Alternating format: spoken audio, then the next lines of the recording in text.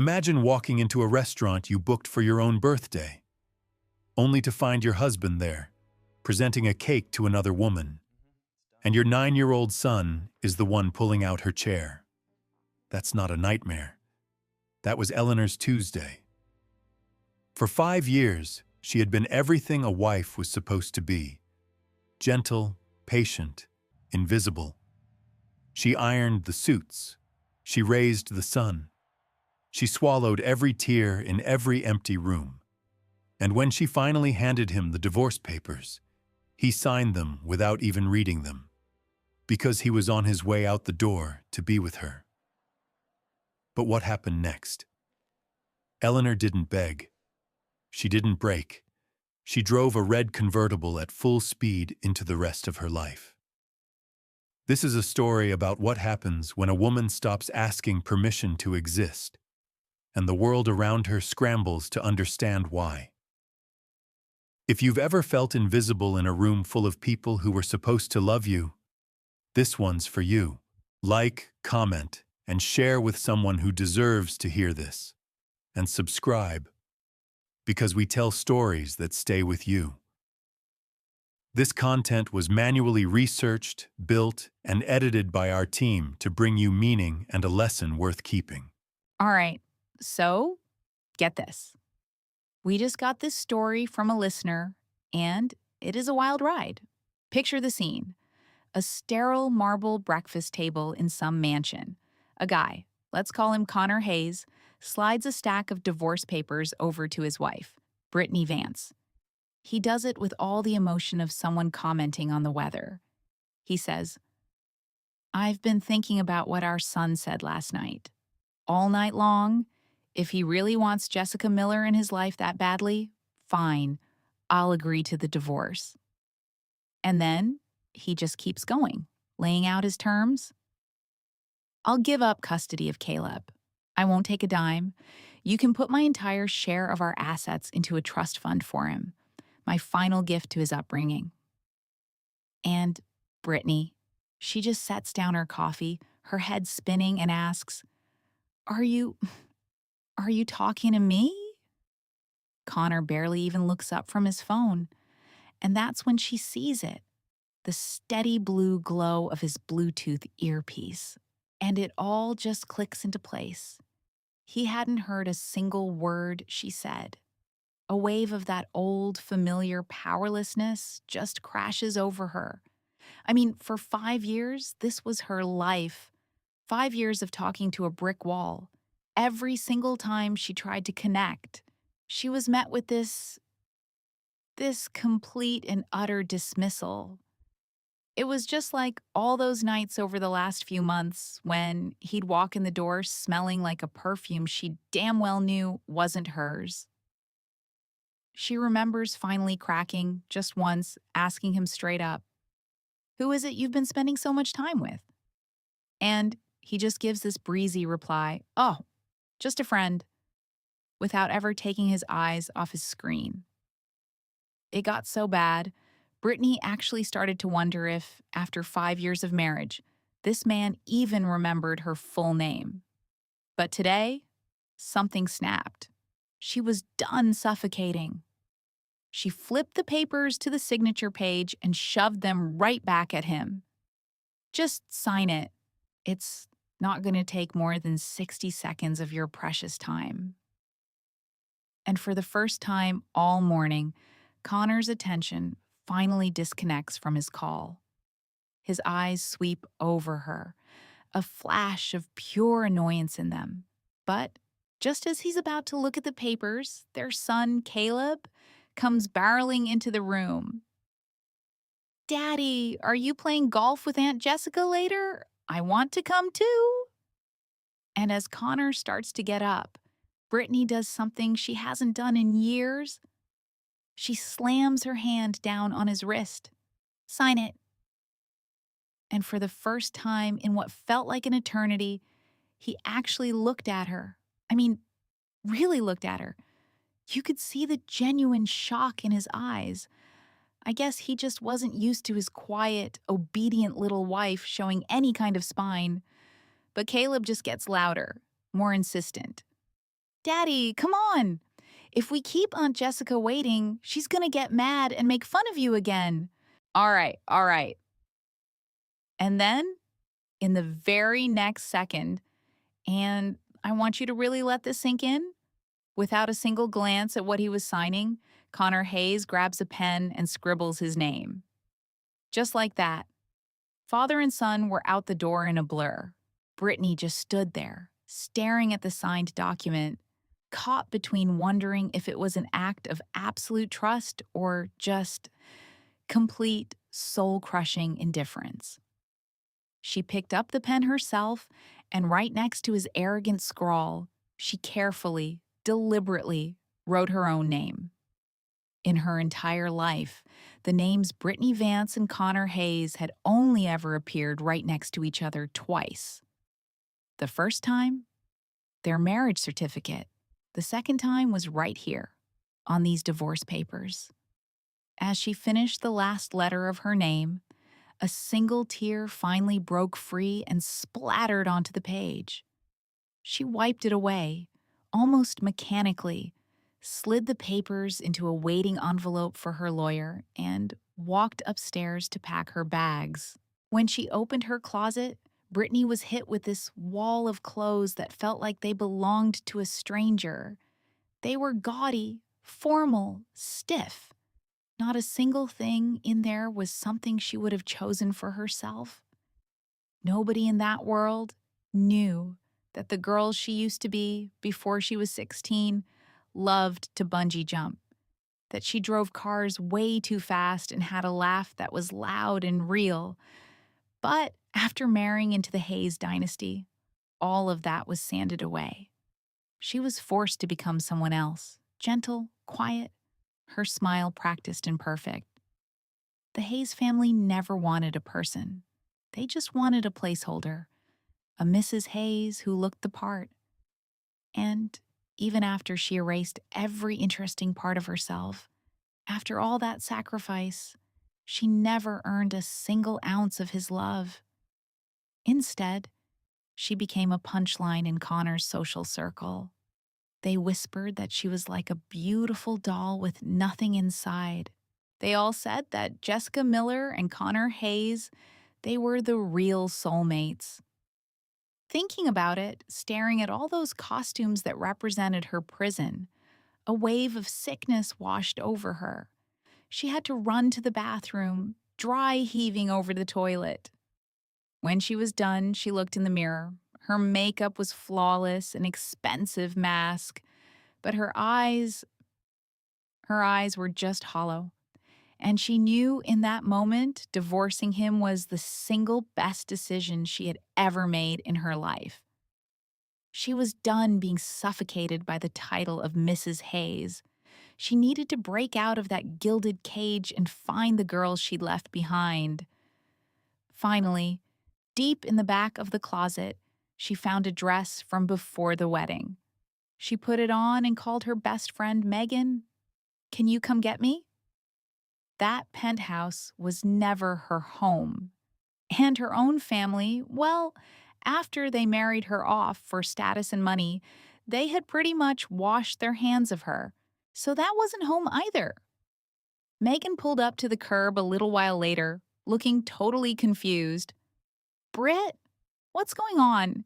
Isn't today your birthday? You told me last week you were going to celebrate with Connor and Caleb." And Brittany just froze. She pulled out her phone, scrolling through her texts, and there it was. A week ago, she'd booked a table at their favorite spot. She'd even sent a hopeful message to Connor about it. The message was still sitting there, unread, unanswered. A week later. Did it hurt? In the past, it would have destroyed her. But now all she felt was this deep, profound emptiness. She got into Megan's car, and they drove to the restaurant she'd booked. But the second she gave her name for the reservation, the host approached them with this pained, apologetic look. "Ma'am, I am so sorry. Mr. Hayes actually booked the entire restaurant for a private event tonight. He's here celebrating his wife's birthday with his son. We can, of course, refund your deposit, double the amount." Megan just scoffed and pulled Brittany forward. "Oh, there's no need for a refund. You're looking at the actual Mrs. Hayes right here." But as they walked toward the center of the huge dining room, they heard it. Laughter. And there they were. Connor was there with Caleb, presenting a giant birthday cake to Jessica Miller. Connor's voice was softer than Brittany had ever heard it. "Happy birthday, Jessica. May all your wishes come true." And Caleb, their son, chirped right in, "Happy birthday, Aunt Jessica. I hope you wish to marry Daddy and be my new mommy." Brittany just stood there, frozen, watching this perfect little family scene unfold. Connor's eyes never left Jessica's face, not for a single second. And her son, the little boy she carried for 9 months, the boy she almost died giving birth to, was pulling out Jessica's chair for her, pouring her water, even gently tucking a piece of her hair behind her ear. In 5 years of marriage, Connor had never once remembered her birthday, let alone said a kind word. In his entire life, Caleb had never poured her a glass of water. Not once. Megan was furious, literally rolling up her sleeves, ready to go over there and cause a scene.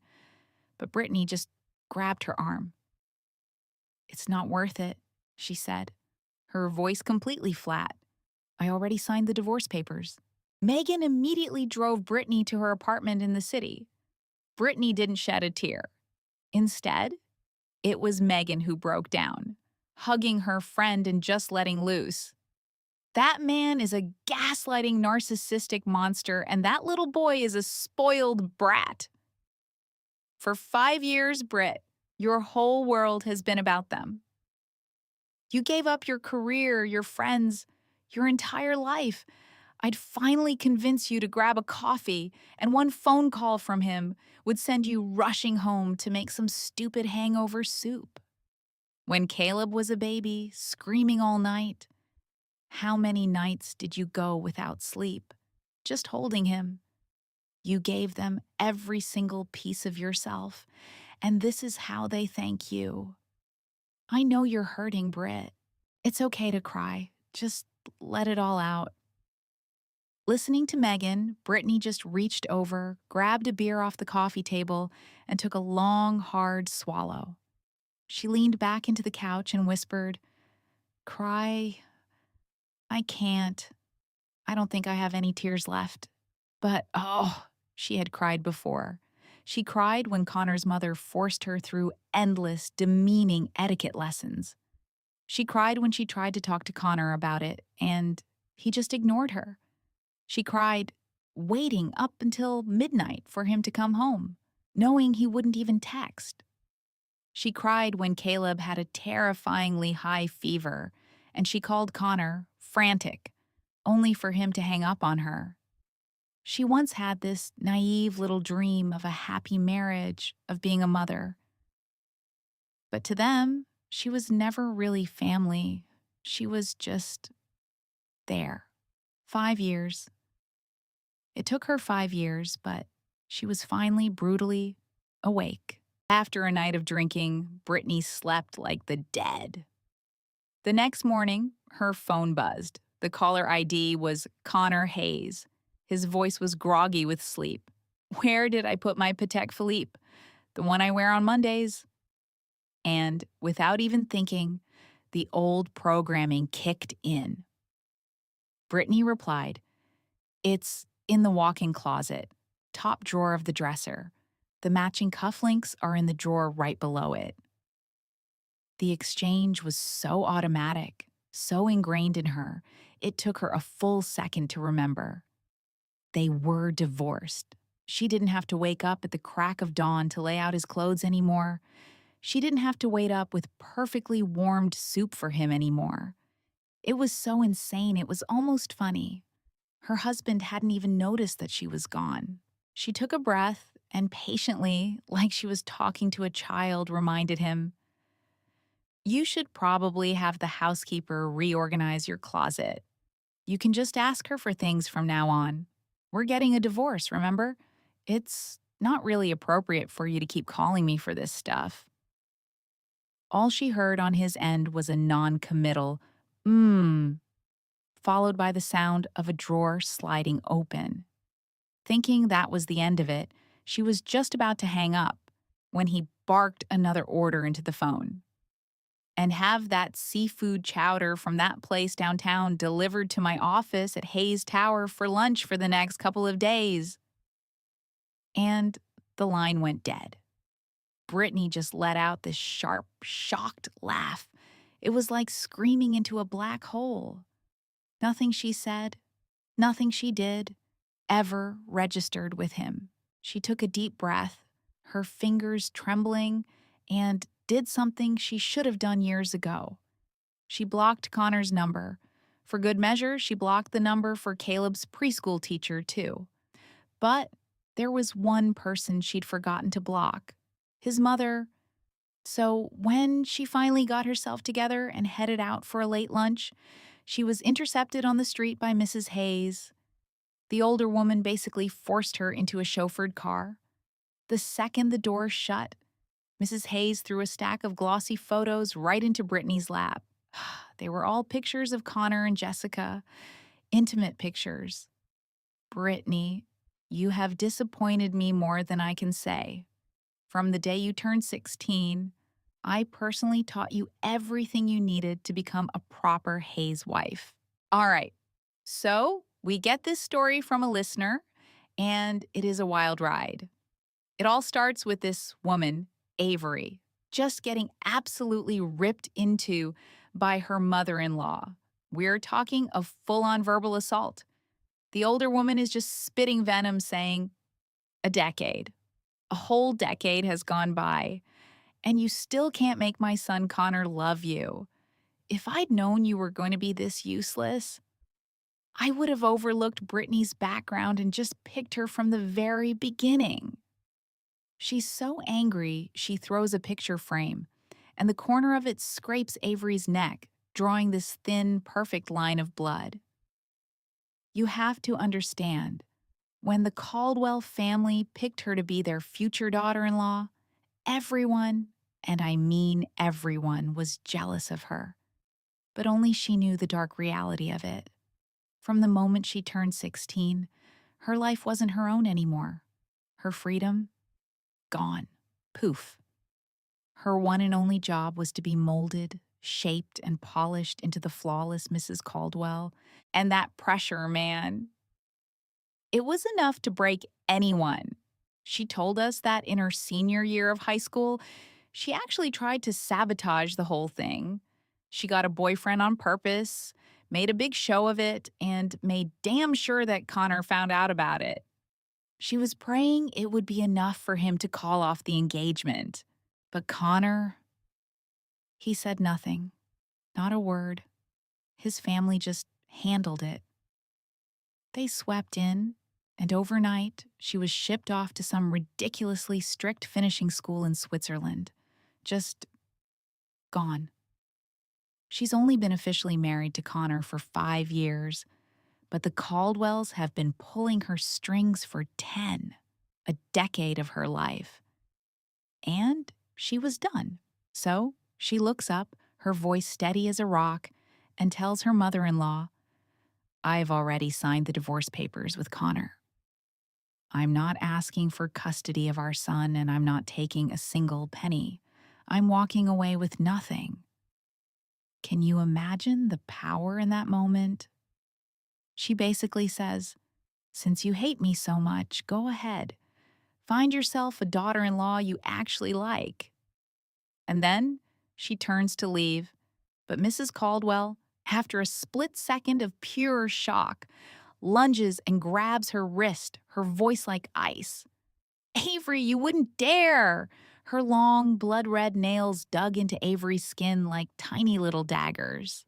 But Avery just slowly, deliberately turns her head back, and this small, chilling smile plays on her lips. Oh, there's nothing I wouldn't dare to do anymore. That title, Mrs. Caldwell, it was never an honor. It was a prison sentence. She pulls up her sleeve, and there on her wrist are these faint, silvery lines, old scars crisscrossing the pale skin. It was the first time she had ever shown them to another soul.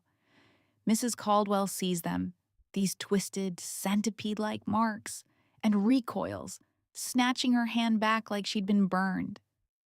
Avery gently traces those old scars, that same eerie smile never leaving her face.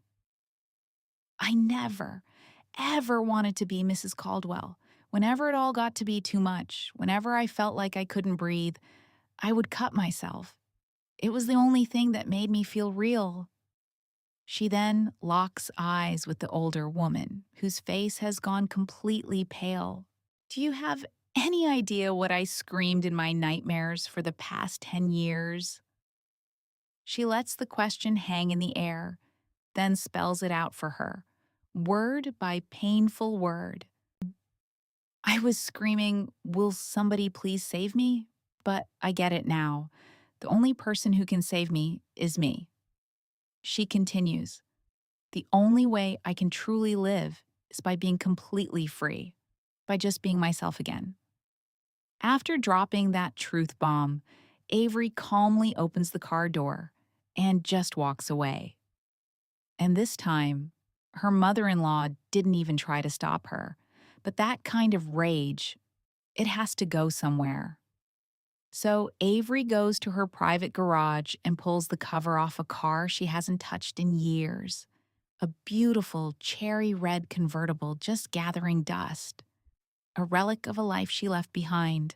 She gets in, slams her foot on the gas, and just tears out of there, leaving it all in her rear-view mirror.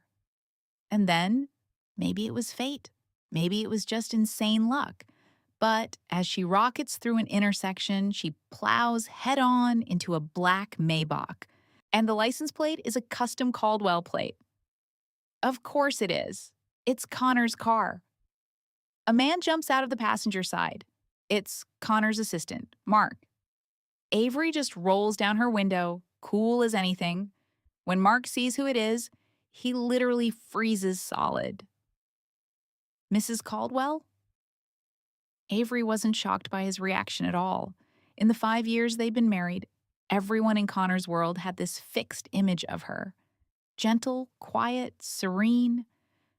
Basically, a human decorative vase, a woman like that, suddenly driving like a bat out of hell in a roaring sports car. Yeah, that's gonna turn some heads. But she doesn't explain a thing. She just hands him a business card. If there's any damage, have him contact my insurance manager.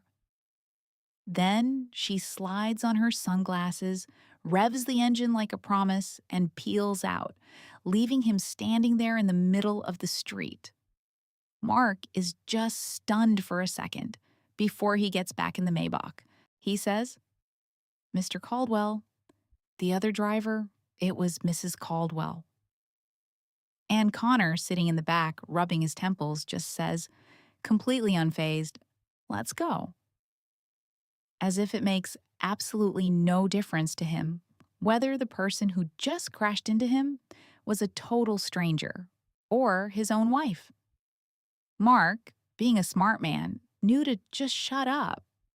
But nobody, and I mean nobody, could have guessed that just 3 hours later, the two of them would meet again.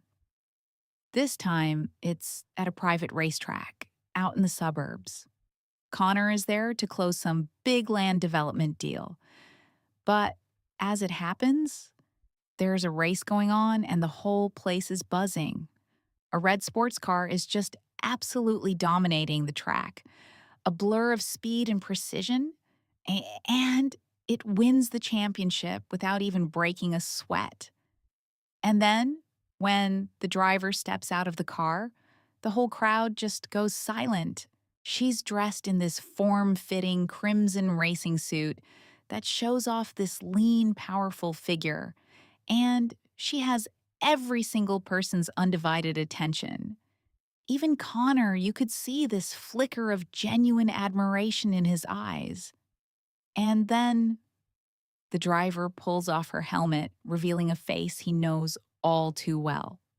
Mark, standing right next to him, just gasps. Mr. Caldwell. Mrs. Caldwell is an incredible race car driver. Connor doesn't say a word. He just watches.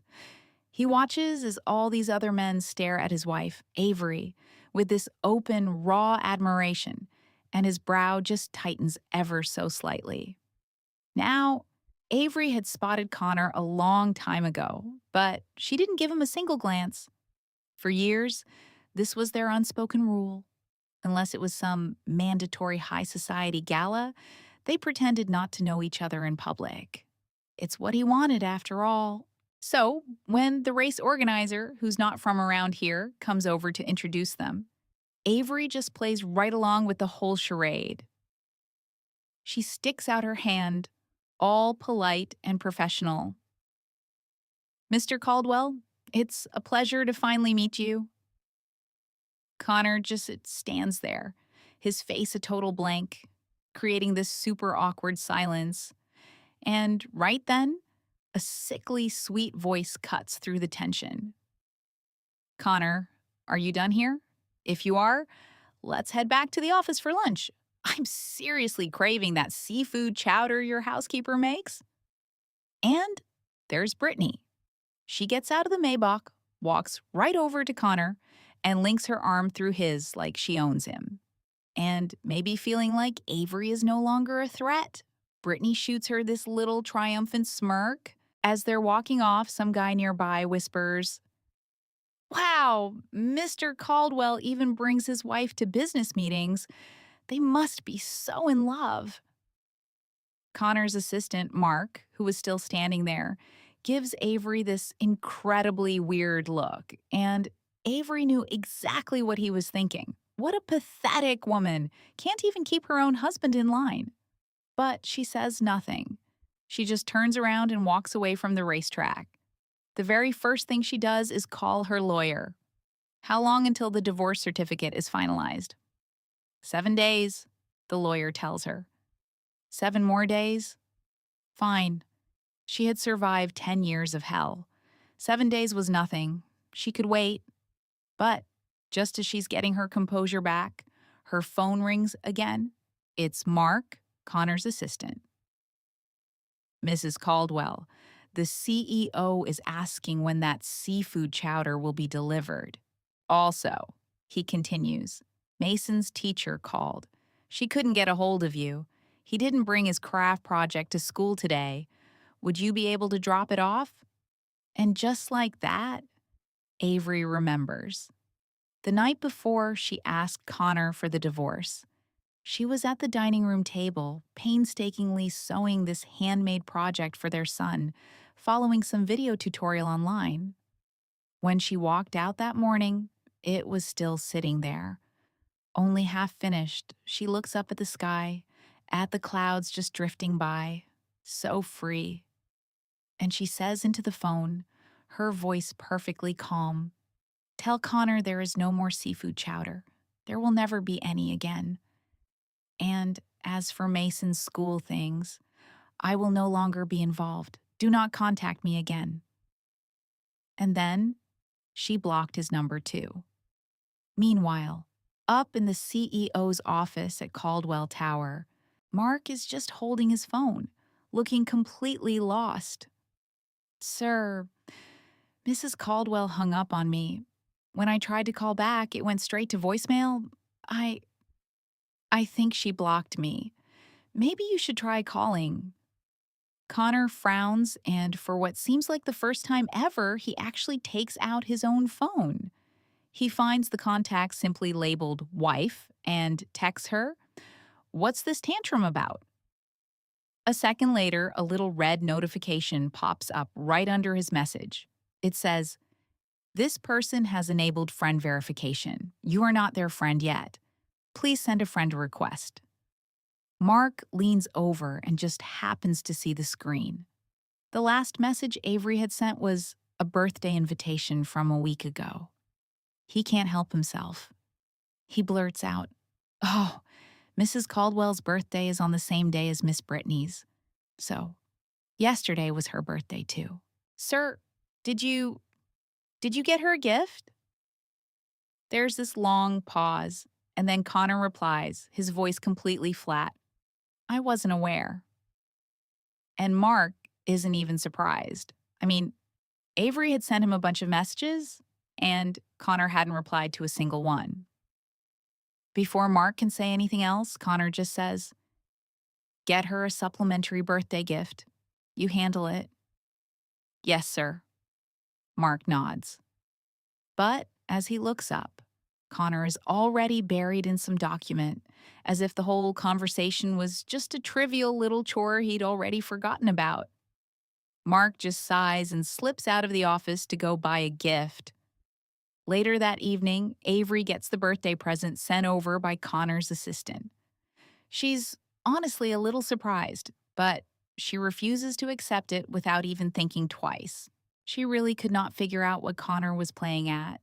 Her birthday was over. What was the point of a gift now? Besides, for the last 10 years, her one and only birthday wish had always been the same: freedom. By finally agreeing to the divorce, Connor had, in his own backward way, actually given her that wish. Avery just assumed that during this 7-day cooling off period, she and Connor would have zero contact. But right after the assistant leaves, she gets a text. It's from her mother in law. "Avery, I don't give a damn what kind of divorce drama you're stirring up with Connor. But as long as you are not officially divorced, my grandson will not be affected by this in any way." Avery just scoffs. How could their son, Mason, possibly be affected? He was the one who suggested the divorce in the first place. But before she can even type a reply, another text comes through. "If you don't want this divorce to turn ugly, you will come to the family estate this weekend to be with my grandson like you always do." Avery remembered that Connor hated having too many people around, so right after they got married, they moved out of the massive Caldwell family estate in Greenwich and into a penthouse in Manhattan. After their son Mason was born, they fell into this routine of taking him back to Greenwich every single weekend. Today was Friday. Normally, she would have already picked Mason up from preschool and would be getting everything ready for the trip. Connor was always busy and was rarely home before 10 p.m. at night. But this time, Eleanor went straight to the estate. And to her absolute shock, when she walked through the door, Connor was already there. "All right, everyone, settle in. The story we're diving into today comes straight from a listener, and it's a heavy one. It's about being invisible in your own home." She said he basically ignored her, right? So she tried to just walk past him, head up to the second floor, but he moves, physically blocking her path. Then he asks, completely out of the blue, "Did you like the birthday gift?" Mackenzie just stared at him, totally confused. She's thinking, doesn't he know I refused it? But then it clicks. Of course he doesn't know. To him, she was like a ghost in the house. Why would he bother to remember if she took a gift or not? She didn't want to fight, didn't want to talk to him at all. So she just gives this little empty nod. But that just opened the door for him to say, "Caleb is carving a wooden charm for Brittany. I've arranged for you to go upstairs and help him finish it." So there it was. The gift, the question, it was all a setup, a transaction. Mackenzie lets out this cold little laugh. You can just feel the ice in it.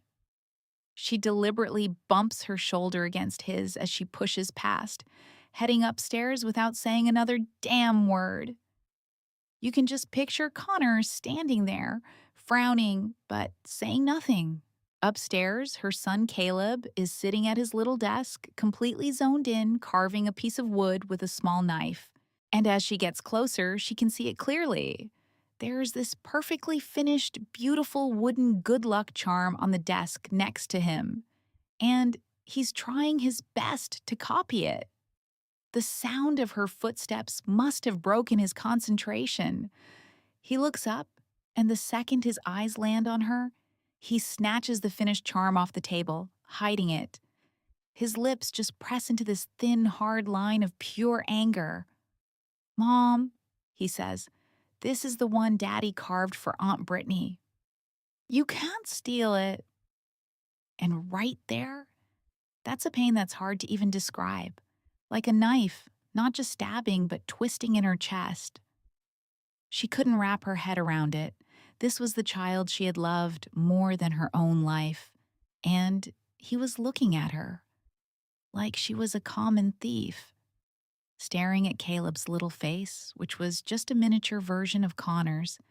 She felt this suffocating tightness, like the air was being squeezed out of her lungs. "You don't have to be so defensive," she told him, her voice strained. "I have never wanted a single thing that belongs to someone else. Besides, your father and I are getting a divorce soon. Your dear Aunt Brittany will be your new mother before you know it." And then, like a phantom, Connor's cold voice cuts in from right behind her. "Mackenzie, what kind of absolute nonsense are you filling his head with? Are you even a fit mother?" It was probably the most he had ever said to her at one time. And he uses it to tear her down in front of her own son. Mackenzie slowly turned, looked right at his cold, indifferent face, and gave him a small, brittle smile. "You're right. I'm not fit. So, you should probably find him a mother who is." And with that, she turned and walked toward the door. But Connor grabbed her arm, his deep voice dripping with a warning. Just then, a buzz came from Caleb's smartwatch. The boy's face lit up. "Daddy, it's Aunt Brittany. She's video calling." And in the next second, just like that, Connor let her go. Mackenzie just stood there and watched as he walked over to his son to answer the call, his entire face transforming, that icy mask melting away into a warm smile for the other woman. In that moment, she felt this profound, deep, soul-crushing sense of futility. She didn't say another word. She just walked to the guest room, shut the door, and locked it. The room felt freezing. And, even though it was June, she felt like she was lying in a coffin, buried 6 feet under the cold, hard ground. She closed her eyes, trying to force herself to sleep, and she started dreaming. First, she was 16 years old again, crying her eyes out because her puppy had been taken from her and put down. The reason? Because Connor was allergic to fur, and the future Mrs. Hayes couldn't possibly own a dog. Then, the dream shifted. Now, she was 19, being shipped off by her father to some fancy finishing school in Switzerland. She had been the top of her class, had a guaranteed spot at Yale waiting for her, but instead, she was locked away behind these iron gates, learning how to be a proper wife.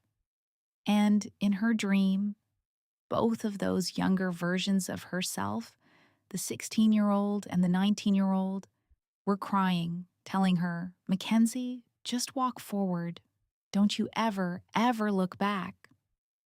And she knew they were right. Mackenzie would not look back. From the second she served Connor those divorce papers, she was ready to burn her entire world to the ground. If the rest of her life was just going to be spent locked in a cage, she would rather die. Her dreams were a chaotic mess that night, but that internal clock, the one programmed by years of servitude, still woke her at 5 a.m. sharp. In her old life, this is when she'd be getting up to make breakfast for Connor and Caleb. She warmed a glass of milk, rubbing her temples, remembering her mother-in-law's threat. She sighed, got up, and went downstairs. But when she got down there, the house was empty, She learned that Connor and Caleb had left hours ago. They had gone with Brittany to watch the sunrise together. Mackenzie had to laugh. It was so painfully obvious to anyone with eyes that Caleb didn't need her as a mother. And yet, her mother-in-law insisted she return to the family estate. In the eyes of the Hayes family, she was never the lady of the house. Not really. She was just a placeholder, a prop they needed to have around. A decorative vase required to be present wherever the real Mrs. Hayes was supposed to be. After somehow surviving that weekend, her best friend Ashley immediately arranged an outing. They went to a local university to watch the college baseball team practice. "You need to de-stress," she said. And, the 18-year-old athletes were so charming, calling her ma'am, showering her with this innocent, friendly attention.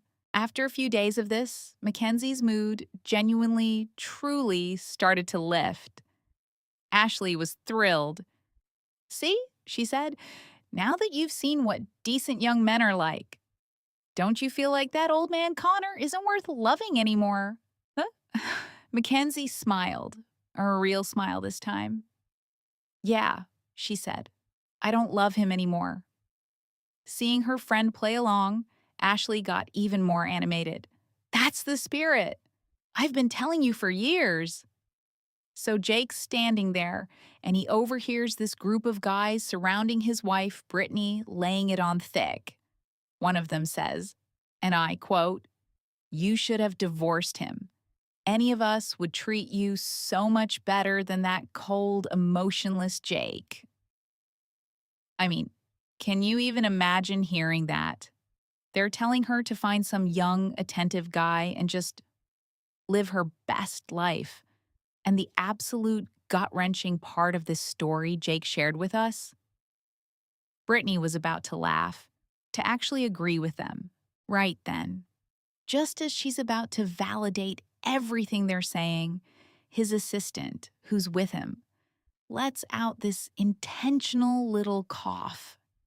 That's when she finally turns around and sees him standing there. His assistant, Connor, looks like he's seen a ghost, but Jake is just a silhouette against the doorway lights. He told me he was fighting to keep his face completely blank, a mask of nothing. That was always his problem with her, he said.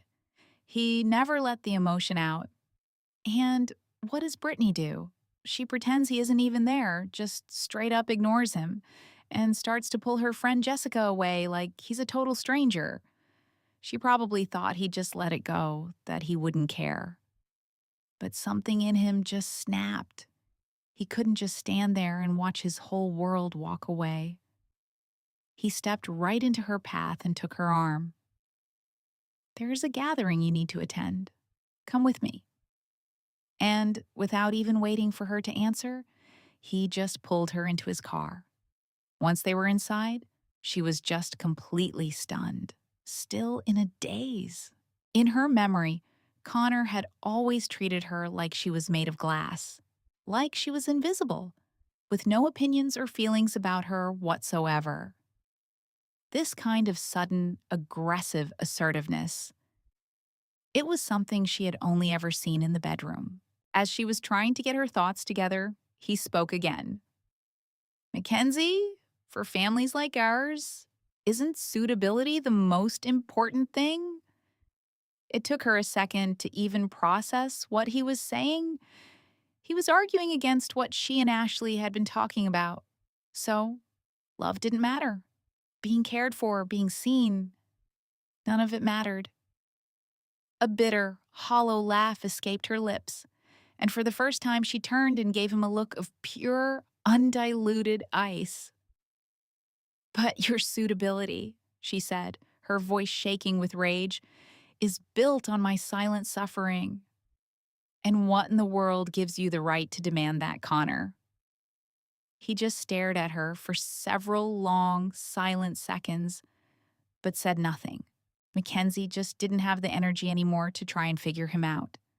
She closed her eyes and pretended to be asleep. When they finally arrived at the private club, She realized it was just a small get-together for Connor's inner circle of friends. He had never, not once, brought her to this kind of informal event before. And Mackenzie had never liked his friends. They always looked down on her, calling her his doll. So she just sat there, stone-faced, through the whole thing, drinking a little wine. A while later, feeling a bit buzzed, she excused herself to go to the restroom. After she left, one of Connor's friends leaned in close. "Connor," the friend said, "your wife didn't crack a single smile all night. In fact, she was giving you the cold shoulder. The rumors about you two getting a divorce, they must be true."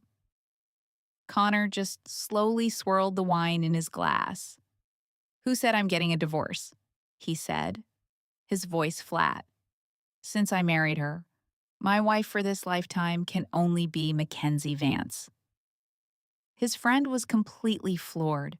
"Are you serious?" he asked. Connor just shot him a look and said nothing. The friend, looking totally baffled, finally managed to say, "Connor, you remember that tech CEO, Mr. Thompson, the guy you partnered with? He was just like you. Ignored his wife completely. Never took her to company events. Nobody even knew who Mrs. Thompson was. Eventually, she got fed up and divorced him. I hear he's still trying to win her back," the friend continued. "If you're serious about spending your life with Mackenzie, you'd better start showing her some attention. Otherwise, you might end up just like him." The hand Connor was using to swirl his glass paused, just for a fraction of a second. Then he said with this chilling certainty, "She wouldn't." And at that exact moment, in that restroom, Mackenzie's phone lit up. It was a text from her lawyer. "Miss Vance, the divorce certificate for you and Mr. Connor Hayes has been processed and is ready for pickup at your convenience." The day was finally here. Mackenzie immediately walked out, got a cab to the law firm, and picked up the piece of paper she had dreamed about for years. She opened it and just read it over and over. From this moment on, she no longer had to treat Connor's words like they were the word of God. She no longer had to live by the impossible rules of the Hayes family. She no longer had to eat bland, steamed vegetables just to maintain the so-called elegance of being Mrs. Hayes. She no longer had to wear the same makeup every single day, smile at people she hated, and lie about how happy she was. She could go bungee jumping. She could go racing. She could travel the world. There were so many things she could do now. Leaving the law firm, Ashley said that to celebrate her freedom, they first needed to eat a meal that the former Mrs. Hayes would never have been allowed to even touch. She took Mackenzie to a row of food trucks in a loud, bustling night market. Milkshakes, barbecue, ice cream. "Eat whatever you want," Ashley told her. And smelling the rich, incredible aroma of grilled meat and spices, Mackenzie finally felt what it was like to actually be alive. That night, they ate skewers, they drank beer, they danced right there on the sidewalk, and they laughed. Loud, free, unrestrained laughter. And in the end, Mackenzie laughed so hard that she started to cry, as the weight that had been crushing her for 10 years finally dissolved into nothing. I guess when you've been suppressed for that long, all the pain and the resentment, it has to find a way out. Fueled by a little too much beer, she unblocked Caleb from her phone and dialed his number. The moment the call connected, she said, her eyes completely red, "Caleb, I want you to know something. Even if you don't like me, I am your biological mother, the one who almost died in the delivery room giving birth to you. That was me." All right, everyone, settle in. We get a lot of stories submitted to this show, but this one came in an email from a guy named Connor, and it's a masterclass in how a life can unravel in just 48 hours. It all started with a phone call. His wife, Avery, was on the other end, and her voice was ice. She said, I was the one up all night with you when you were sick. And the second you call me, vicious to protect some outsider, some woman named Brittany, that's the second I stopped being your wife. You don't get to call me that anymore. You lost that right. And Connor, on the other end of that line, his voice like steel just asks, Avery, what in the world are you talking about? He told me he could hear her pause, and then this cold, bitter laugh came through the speaker. He realized their son, Jake, was probably in the room with him.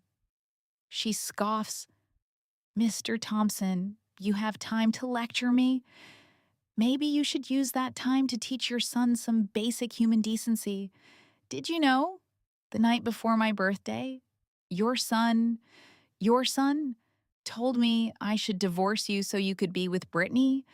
And you know the craziest part? That was the longest, most complete sentence the boy has ever said to me.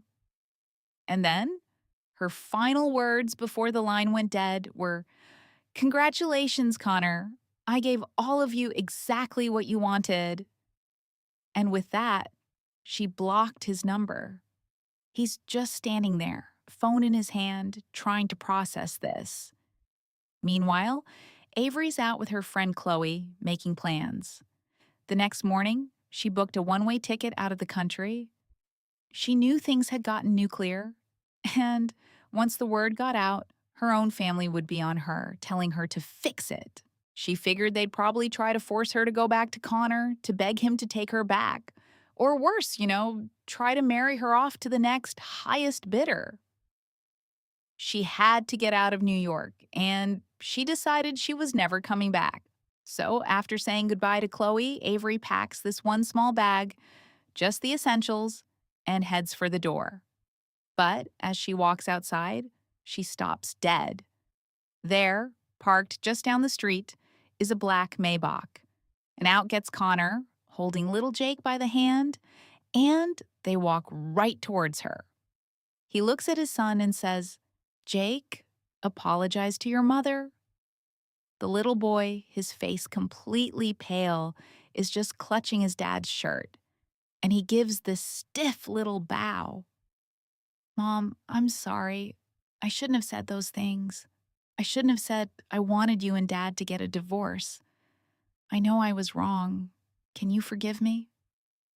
But Avery, she just lets out this small, tired laugh, like it doesn't even matter. No need to apologize, she says. She'd already said her piece. She was done with it. But then, in a move that Connor said completely floored him, he spoke up. I apologize, he says.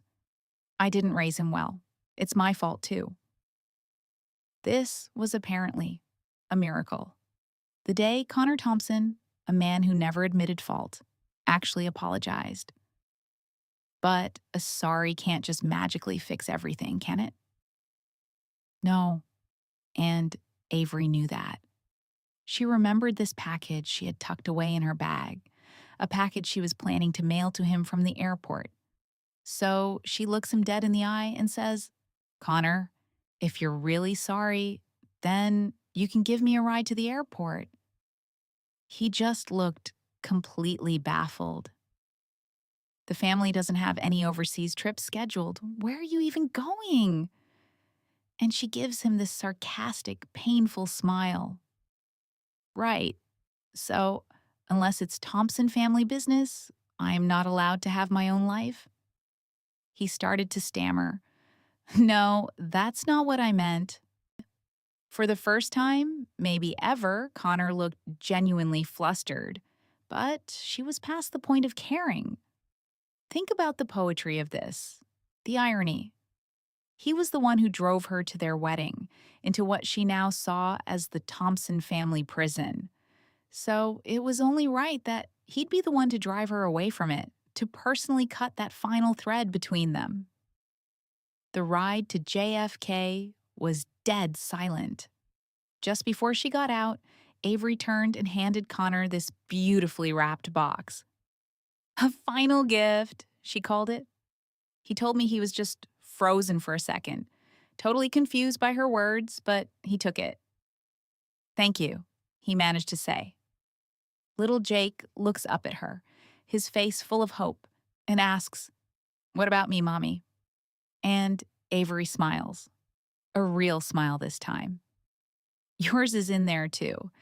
It's a gift for both of you, actually. You should be happy about it. And then she adds this one instruction. Don't open it for an hour. By then, she said, my plane should be in the air. For a split second, Connor's whole expression softened. He even told her, come back soon. She just smiled, didn't say a word, and turned and walked into the terminal. She wasn't coming back. She was going to find whatever was next for her. Connor just stood there, watching her disappear into the crowd, and this deep, chilling sense of unease started creeping into his chest.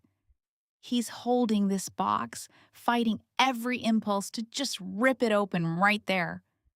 But Jake stops him. Daddy, we promised Mom we'd wait an hour. We have to keep our promise. So, for the next 60 minutes, Connor sat in his car with a financial report in his lap. But he didn't read a single word. He just stared at that gift box. Finally, the hour was up. Jake, all excited, reaches for the box.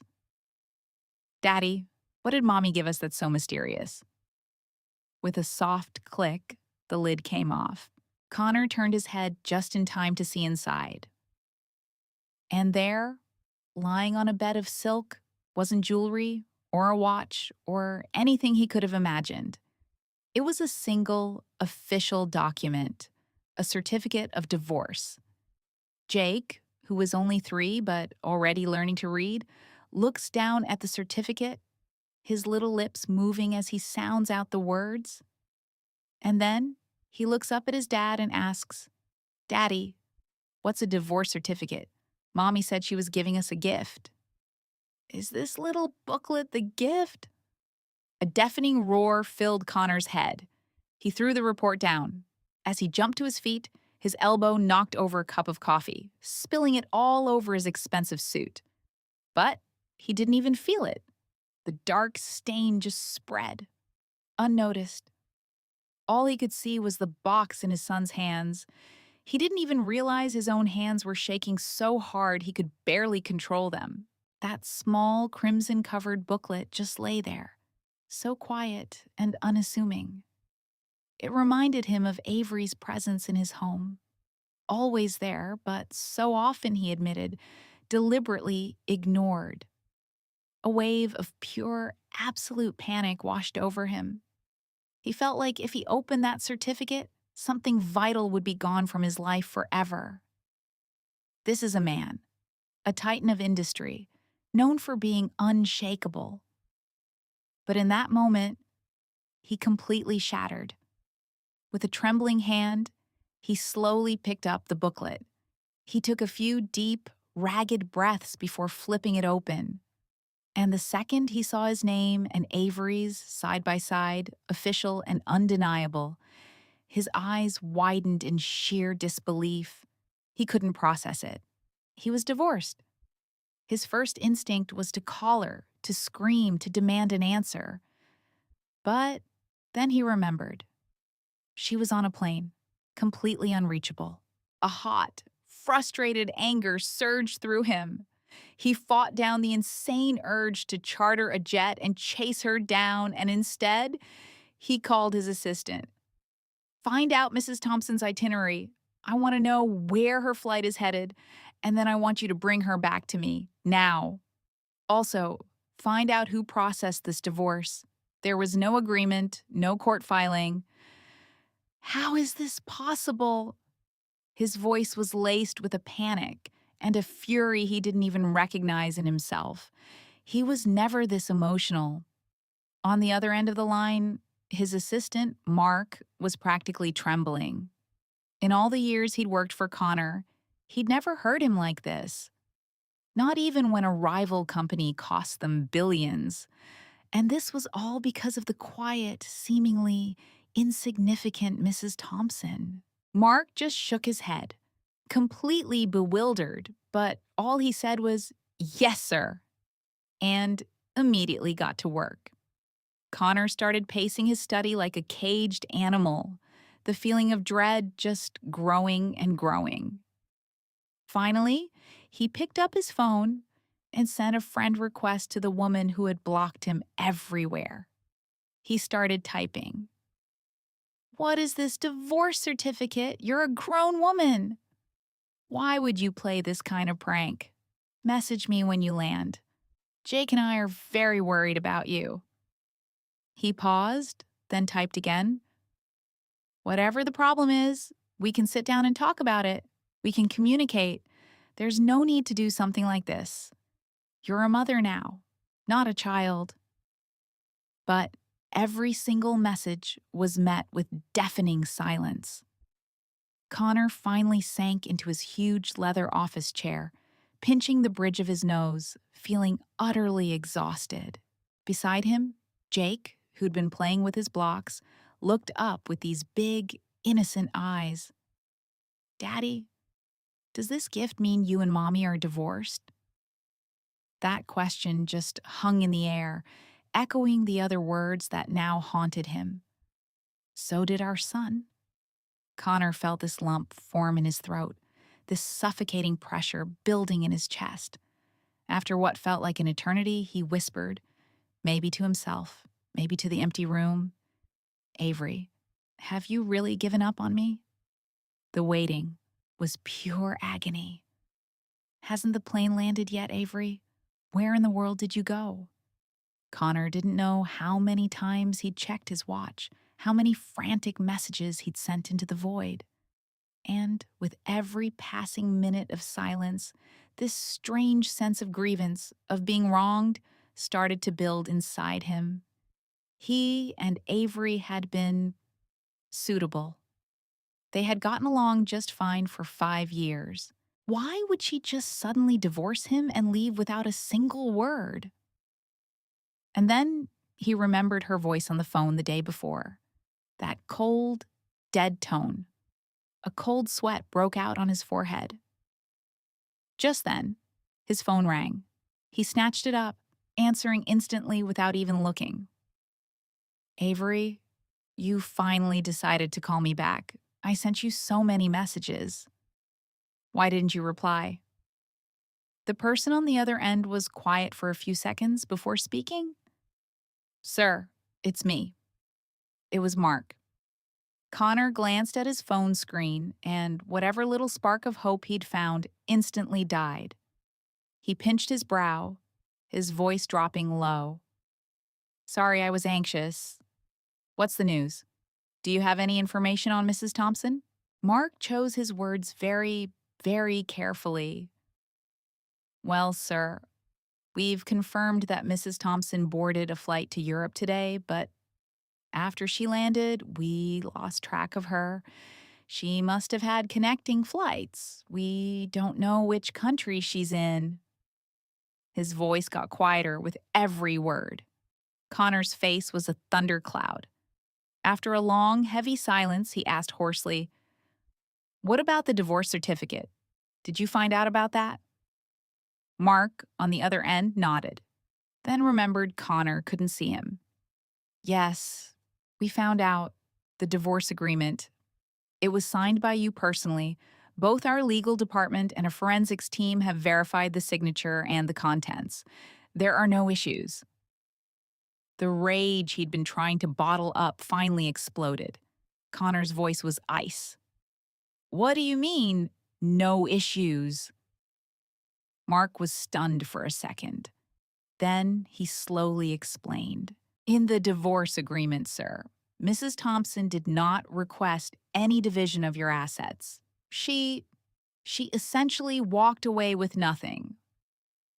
All marital assets, including her company shares and properties, have been allocated to Master Jake's trust fund. She stated it was to be considered her payment of child support for him. She didn't want your assets.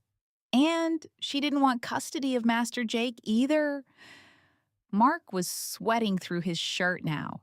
He'd seen his share of ugly high society divorces, but he'd never seen a wealthy wife make such a clean break. Most people would fight tooth and nail for every last cent. But Avery Thompson? She just left, quietly.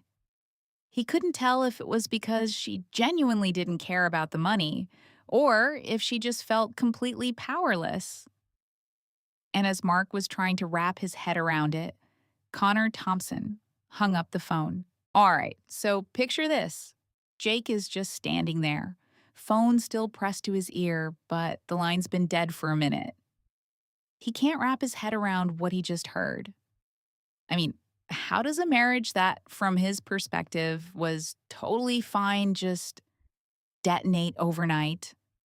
After what feels like an eternity of silence, he finally lets out this ragged, empty breath and just whispers to the room, Brittany, what was so wrong?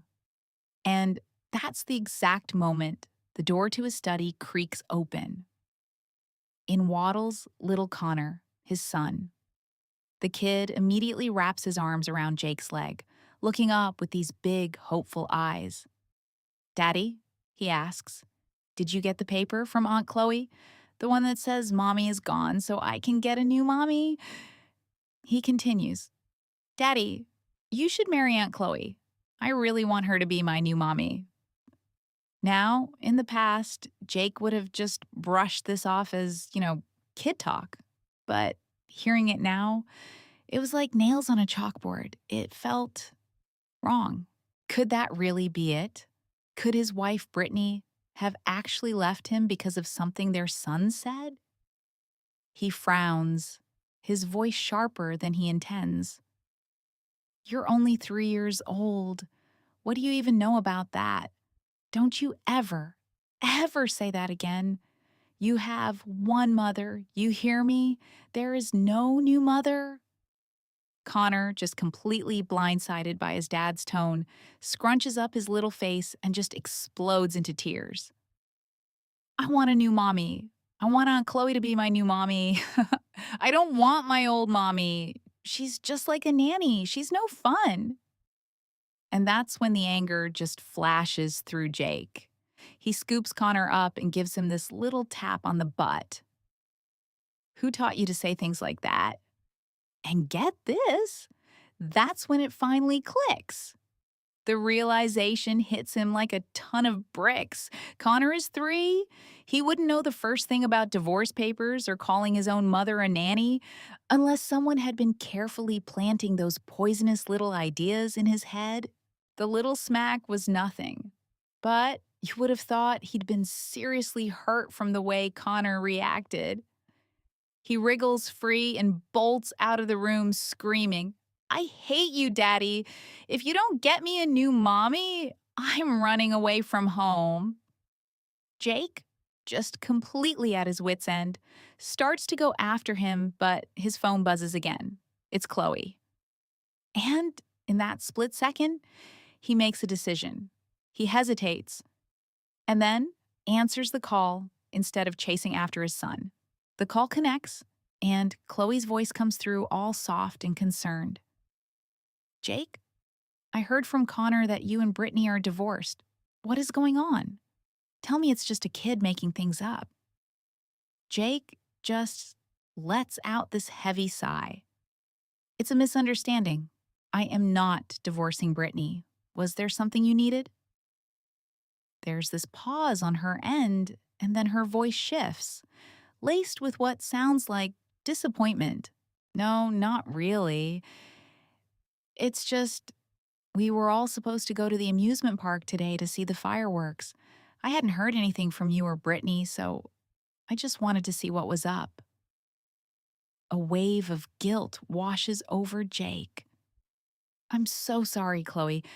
I completely forgot. We'll have to do it another time. But here's the thing. By the time Jake hangs up the phone, Connor is already gone. Vanished. At first, he isn't too worried.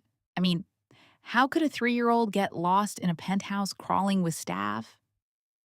But he did. Connor had disappeared right from under their noses. No one saw him leave. The security footage? It just caught this one. Fleeting glimpse of him walking down the street, all alone. Jake unleashed every resource he had, turning the entire city upside down. But there was absolutely no sign of Connor. He tried Brittany's number over and over, but every single time it was the same robotic voice. The number you have dialed has been switched off. In total desperation, he has his assistant, Mike, track down the number for Brittany's best friend, Ashley. "Hello, this is Jake Hayes. Have you heard from Brittany? If you talk to her, you need to tell her right now that because she had to have this divorce, Connor has gone missing. If she has even one shred of a mother's instinct left in her body, I expect her to be on the first flight back here."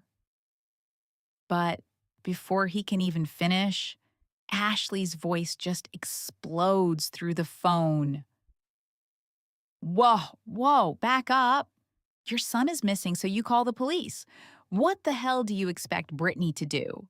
What, does she have some kind of psychic GPS on him? She flies back and just magically knows where he is? That's insane. And don't you dare try to pin this on the divorce. You're the reason she left. She should have left you and that spoiled little brat of yours years ago. The line goes dead with a click, but then almost instantly it rings again. It's Chloe. Jake answers, and all he hears is pure panic. "Jake, help me! Someone's trying to— Connor, let go of him! Connor, don't be scared. Aunt Chloe is here. Watch out." And then, silence. The call cuts out. Jake immediately gets his team to trace Chloe's phone signal, and they tear across the city to the location. And what they find is straight out of a movie. They find Chloe and Connor, both unconscious, lying on a dirt embankment on the side of some deserted highway. Chloe is a mess, covered in scrapes and cuts. But Connor? He's cradled tightly in her arms, completely unharmed. Not even a scratch on him besides a little dirt on his cheek. Anyone else at that scene would have seen a hero. But Jake, as he stood there, his hands slowly clenched into tight fists at his sides, he ordered them both taken to the hospital in an ambulance. As he watched the flashing red and blue lights fade into the night, he finally turned to his assistant. "Investigate Chloe. I want to know everything. Every place she's been, every person she's talked to. Do not miss a single detail." Mike just stared at him for a second, completely stunned, and then he understood. They had just searched the entire city with the best resources money could buy and found nothing. So how did the supposedly frail and delicate Chloe just happen to stumble upon him? And think about it. How does a 3-year-old slip past a dozen staff members in a secure building? If this was a real kidnapping, where was the ransom call? Why just dump them on the side of a road? Jake had fought his way to the top of the corporate world. He was no one's fool. And the holes in this story were big enough to drive a truck through. It wasn't long before Jake had a file on his desk. It was all there. Hard proof that Chloe had cooked up the entire kidnapping scheme herself. He just stared at the folder for what felt like hours, his face impossible to read, but this chilling energy just radiated off of him. "Withdraw the police report," he said, his voice flat. "This never happened. Destroy this evidence. I don't want a third person knowing this exists." So, the official story is that Chloe saved Connor? Mike was in total disbelief. Was Jake really going to cover for the woman who staged his own son's kidnapping? But before he could even process it, Jake was already heading down the hospital corridor. When Jake walked into the room, Chloe was propped up in bed, looking pale and fragile as a porcelain doll. She flinched as if in pain, and a flicker of something, scrutiny, entered her eyes. Chloe coughed, this weak little sound, and deliberately shifted so the bruises on her arm were more visible. She looked up at him, her brow furrowed with fake concern. "How's Connor? Is he okay? He's so little." This must have been so terrifying for him. This is all Brittany's fault, you know. Just leaving like that without a thought for her own child. What kind of a mother does that? I have to go see him. She made this big show of trying to get out of bed, but as she moved past Jake, he grabbed her arm. His voice was ice. "Brittany is my wife, and whether or not she's a good mother is not for you or anyone else to judge." Chloe looked up at Jake's stone-cold profile, and she froze. The face that was always so gentle and warm with her was now completely empty. It was so cold, it was terrifying. Her palms started to sweat. "Jake, after all these years, how can you call me anyone else?" She softened her voice, trying to appear even more broken and vulnerable. "I was just worried. I shouldn't have said that. But this whole thing was so awful. Even I'm still terrified. I've watched Connor grow up. I can't help but be worried about him." Jake's grip on her arm tightened just a fraction. His eyes, now locked on hers, were filled with a cold, cutting suspicion. After a long, heavy silence, he finally asked the question. "If you found it so awful, so terrifying, then why did you pay someone to kidnap my son? Why did you stage this entire twisted play?" Chloe's pale face went completely rigid. She blinked at him, her expression a perfect mask of total confusion. "Jake, what are you talking about? I don't understand." But Jake didn't bother explaining. He just looked at her, his gaze a storm of disappointment and something else, something complicated. "I've already destroyed the evidence for you. From now on, you will stay away from Connor. I'm sending you abroad. I'll make sure you're taken care of, financially, for the rest of your life, but you are not to come back." He turned to walk away, but Chloe scrambled out of the bed and threw her arms around his waist from behind.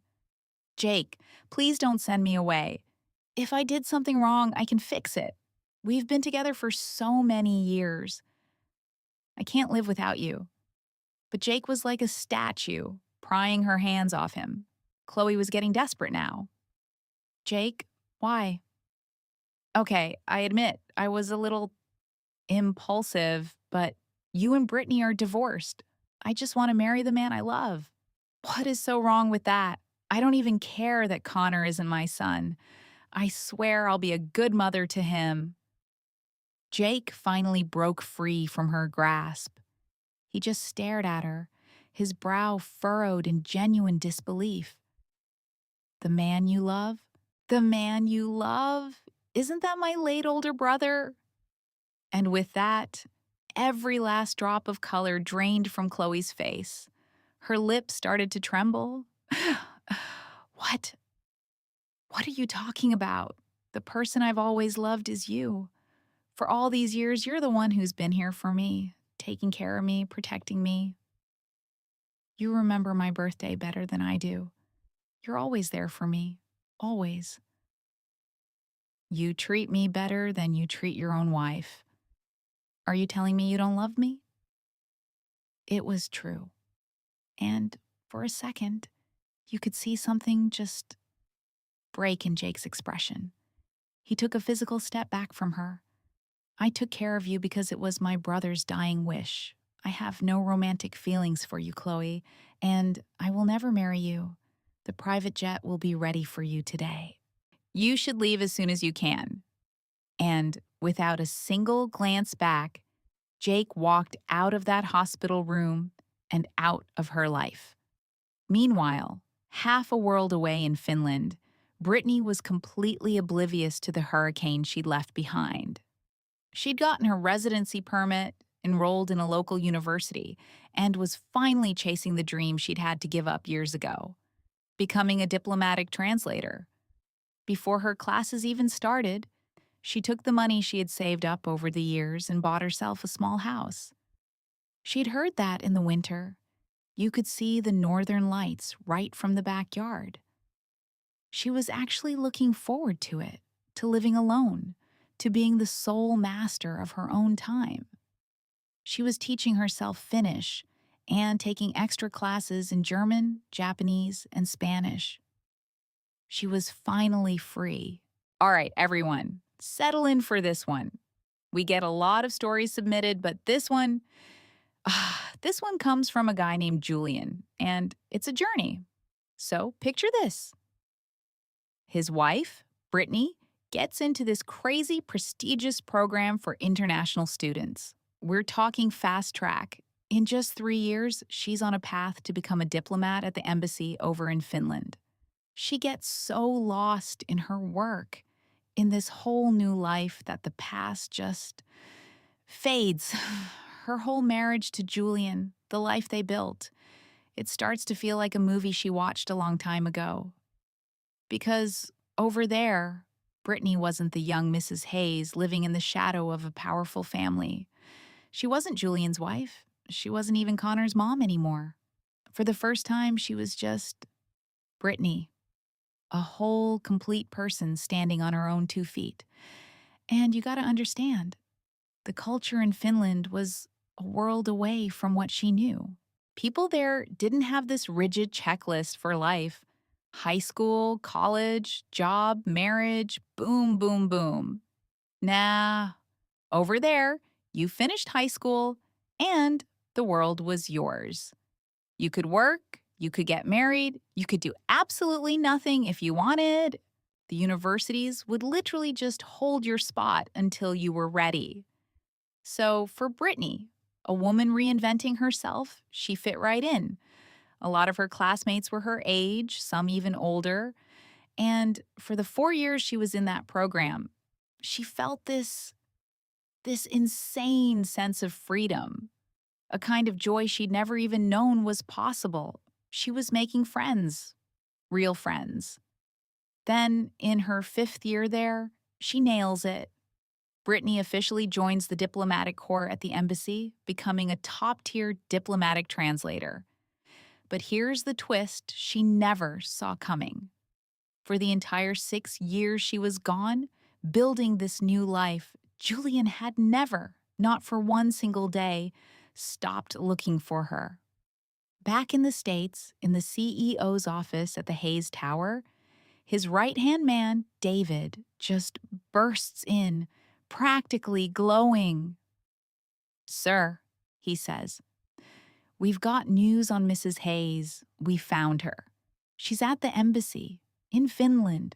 Julian shoots out of his chair like he's been electrocuted, and this look of pure, raw joy spreads across his face. David's jaw just drops. He hadn't seen Julian even crack a smile in 6 long years, not since Mrs.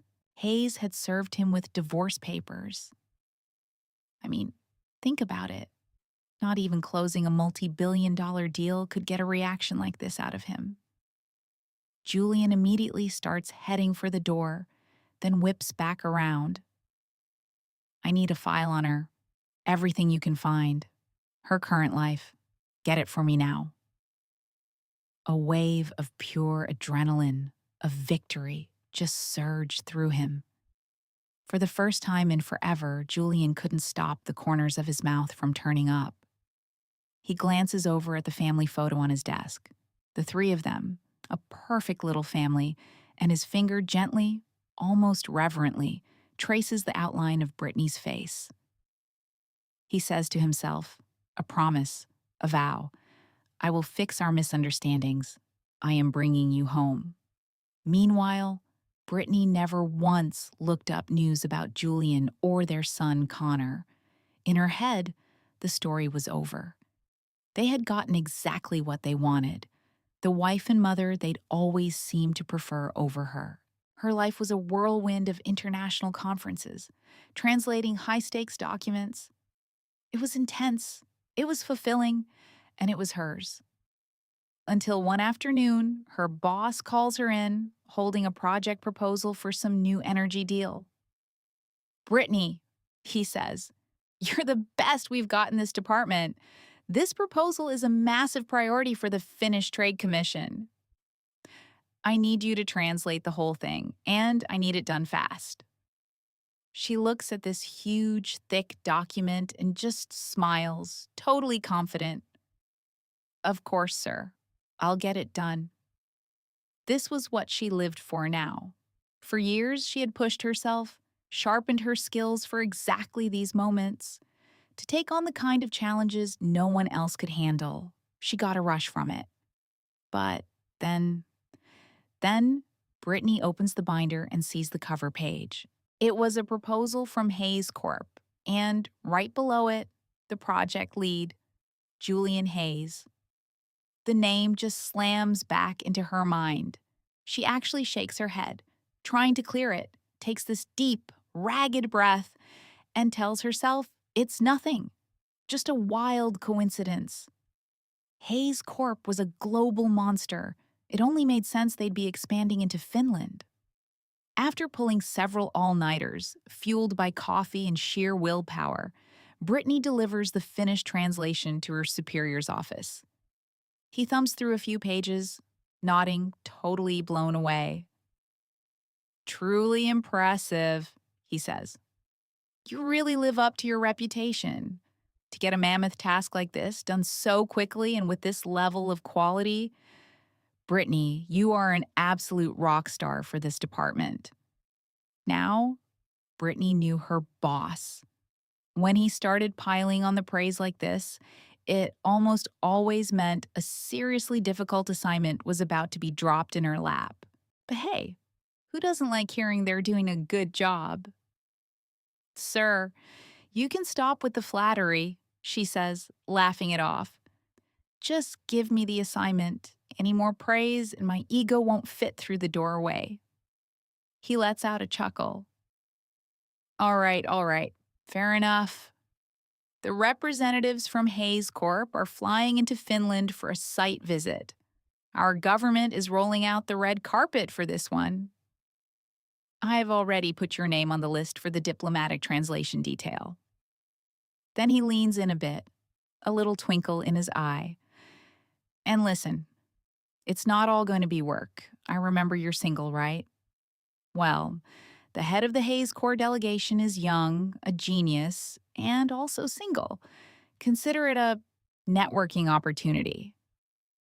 It can't be Julian, can it?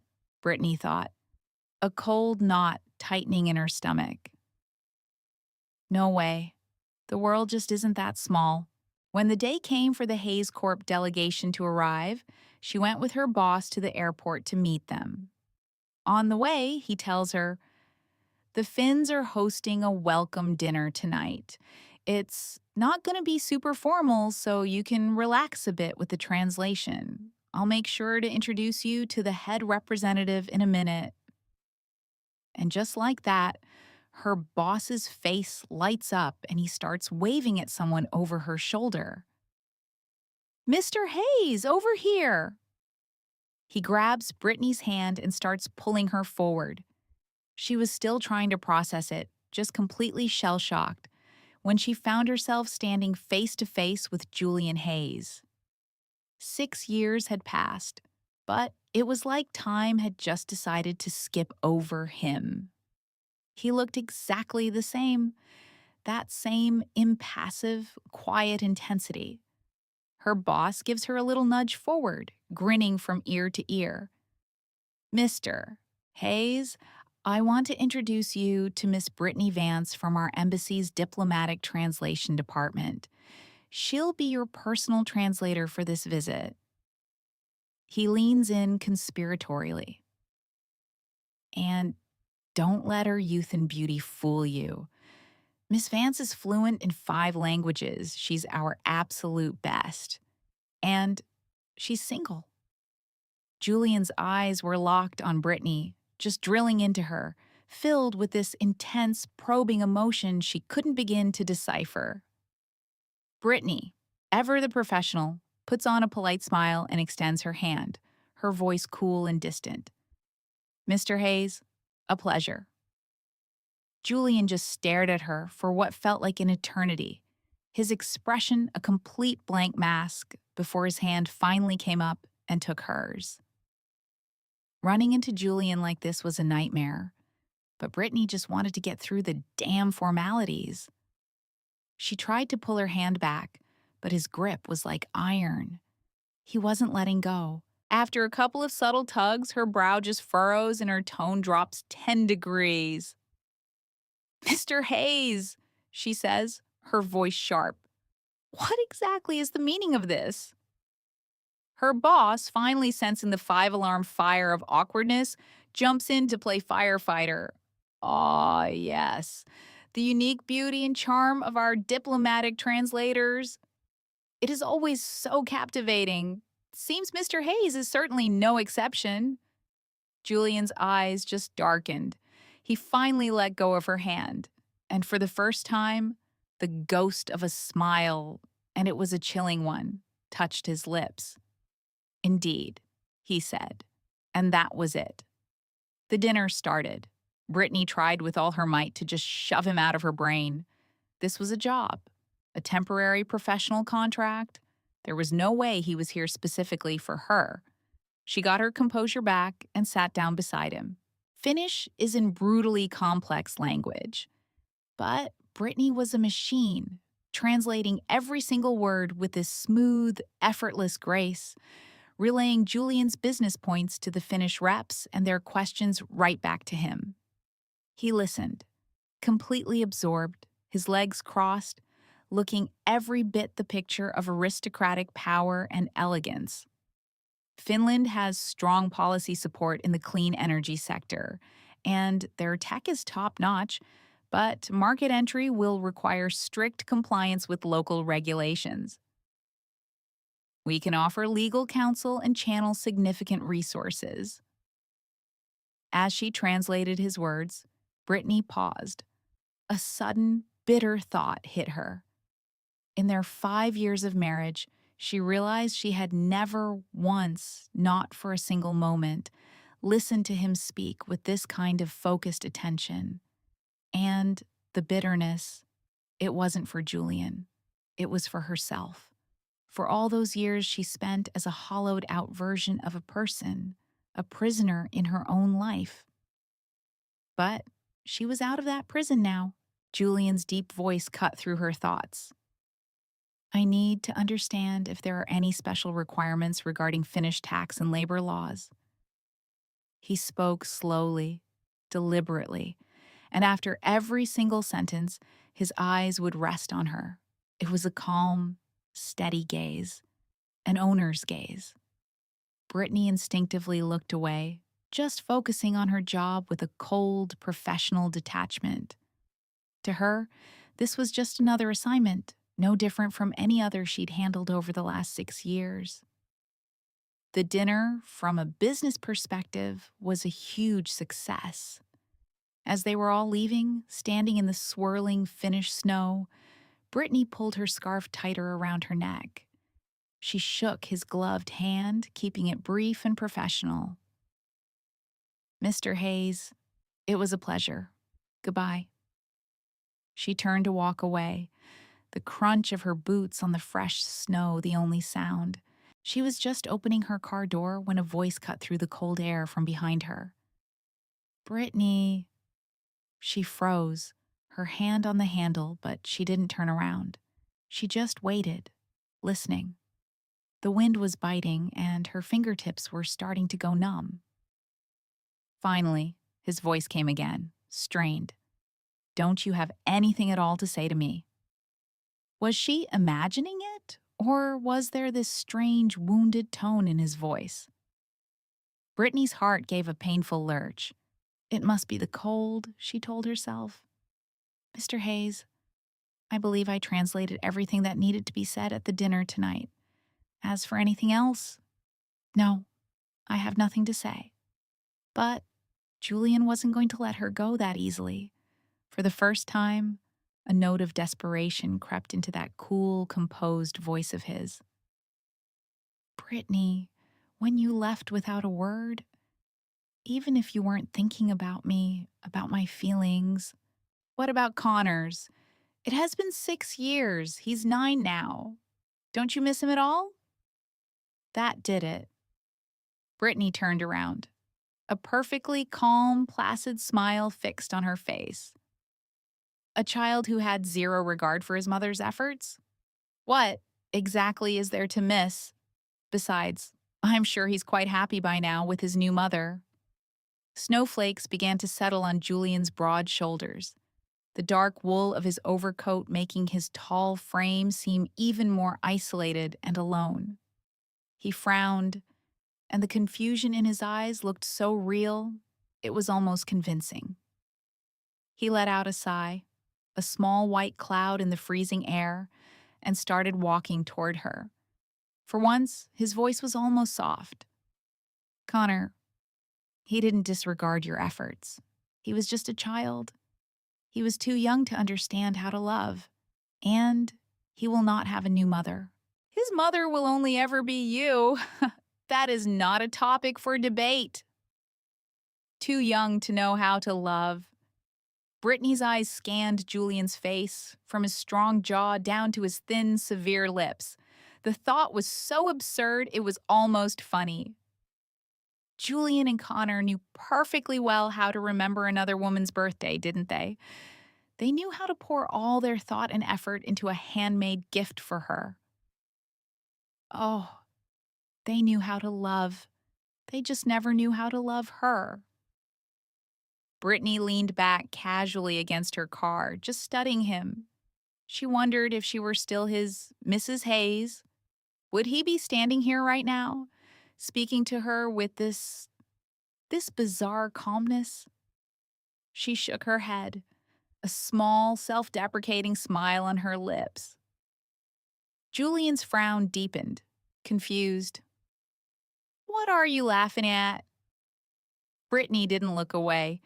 She met his gaze head on, her smile widening until it was a bright, open, and undeniably mocking thing.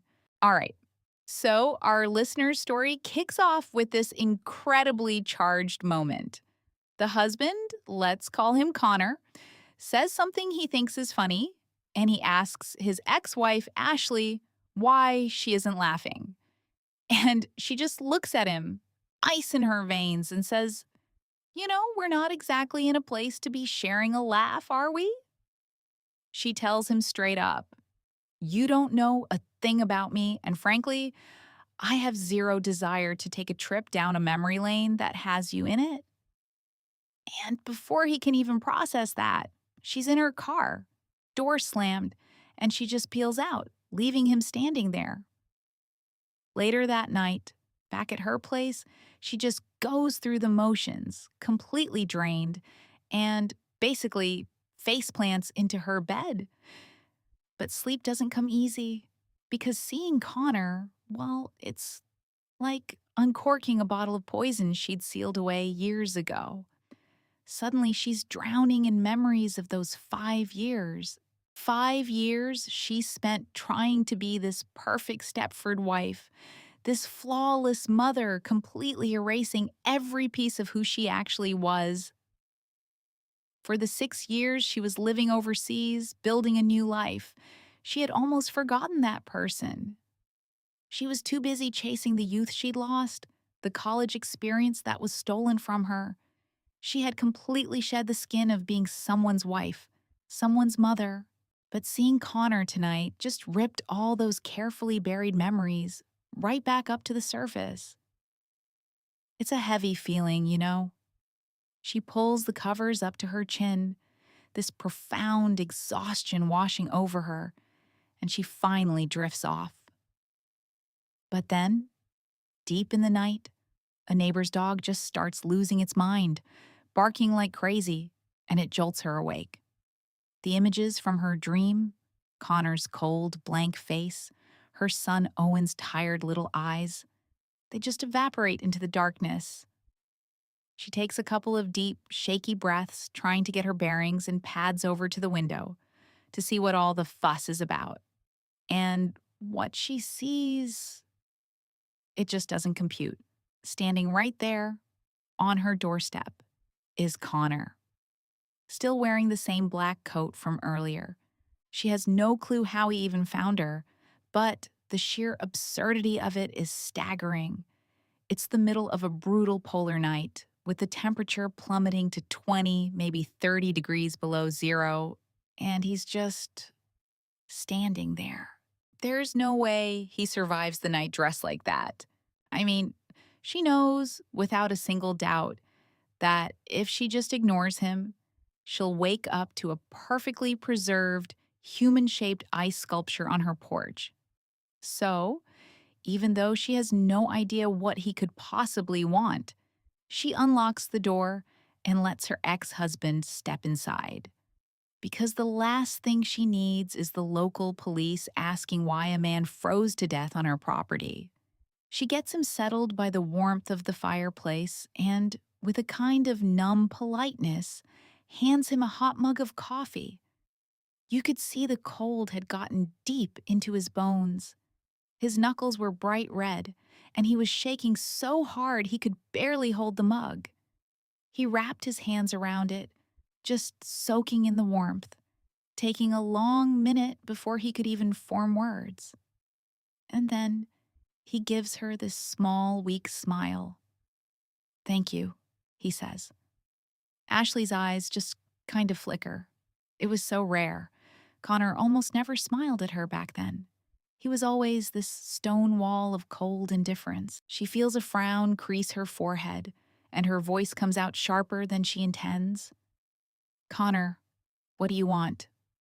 He drops his gaze, and the frost that had collected on his eyelashes begins to melt, forming this single, perfect little droplet that hangs there, making him look almost fragile.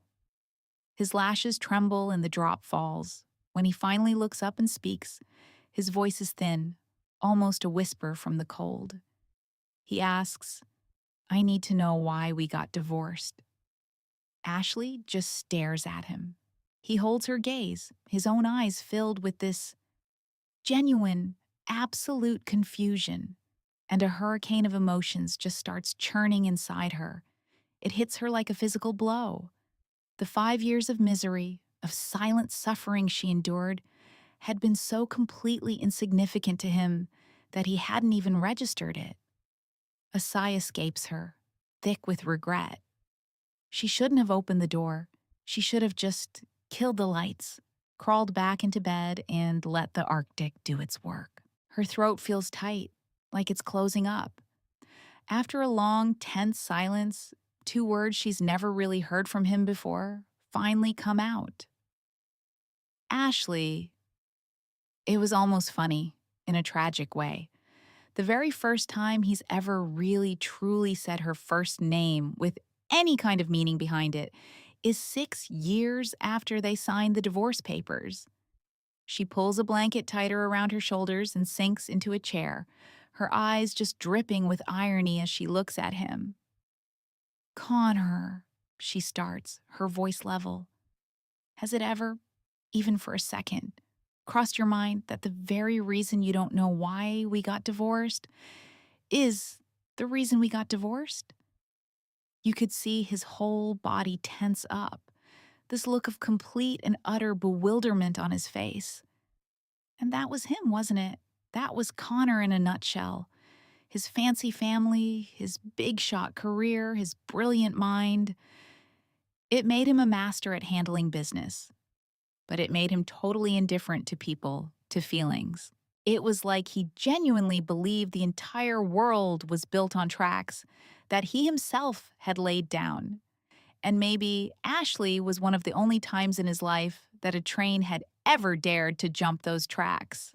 She feels that familiar burn behind her eyes and quickly shifts in her chair, swallowing hard against the lump forming in her throat. Connor, before we divorced, I told you. I told you so many times. She says, I told you, since you and our son Owen both love Brittany so much, I'll sign the papers. I'll give you a divorce. I'll even give up custody of Owen and I'll walk away with absolutely nothing. I said all our money and property could go straight to Owen, a final gift from the mother he was taught not to love. I said every single one of those words to you.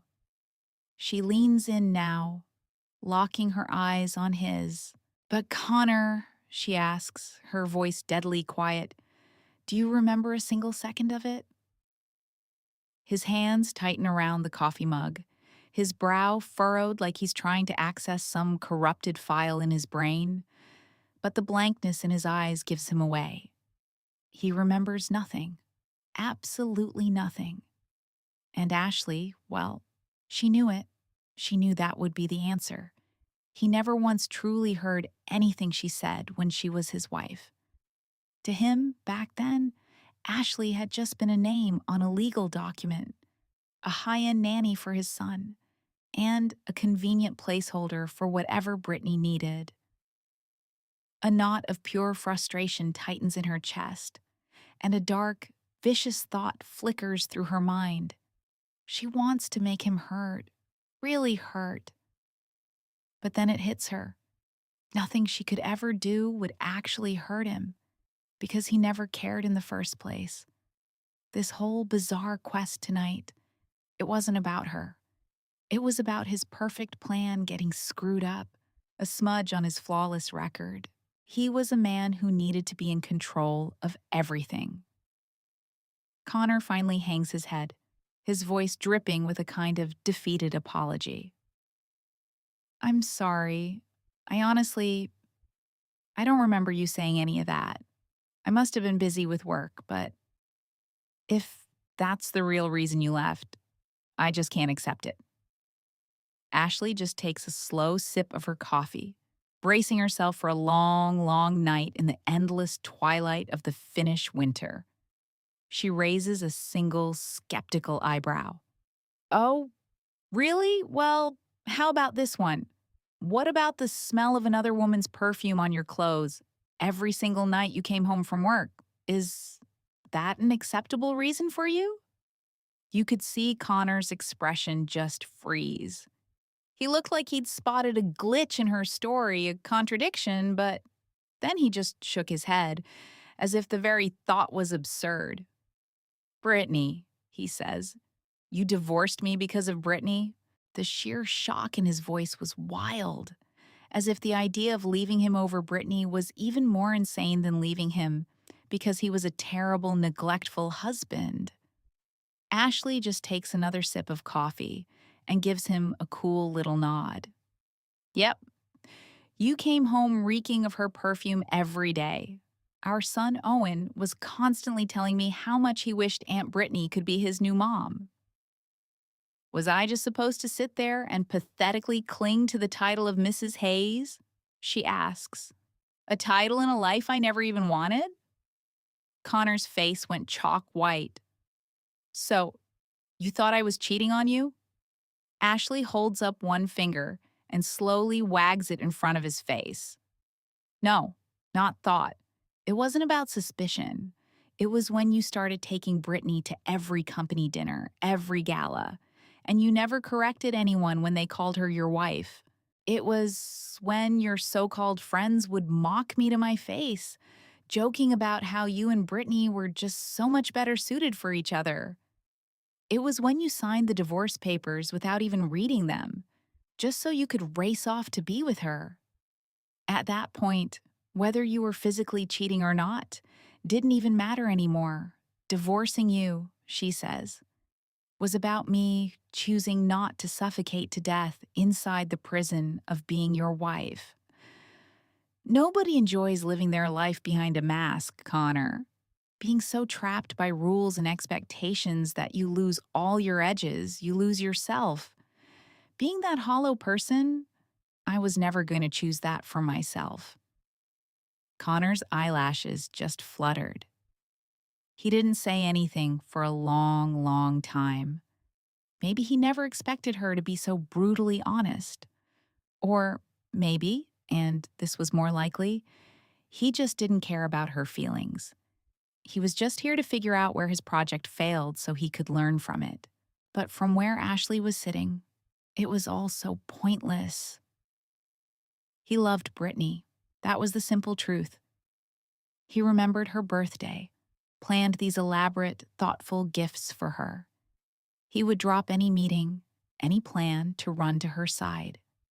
He listened to every word she said, knew every little thing she liked and disliked. His all-consuming love for Brittany meant that this failure with Ashley would have zero impact on how he handled his next relationship. Ashley glances at her watch. 4:30 a.m. She thinks, if we were still married, I'd have to be up in 30 minutes to start making breakfast for him and Owen. The thought alone brings a fresh wave of exhaustion over her. She's had enough. She stands up and opens the front door again. Mr. Hayes, I think you've heard everything you came here to find out. Please leave. I need to get some sleep. But before she can finish the sentence, she hears a quiet but incredibly clear and solemn, I'm sorry. The words get caught in her throat. She just freezes. Connor looks right at her, his eyes steady, and he says it again, slowly. I'm sorry. I had no idea that all those little things I never paid attention to were causing you so much pain. I was wrong, and I apologize. For a second, Ashley can't help it.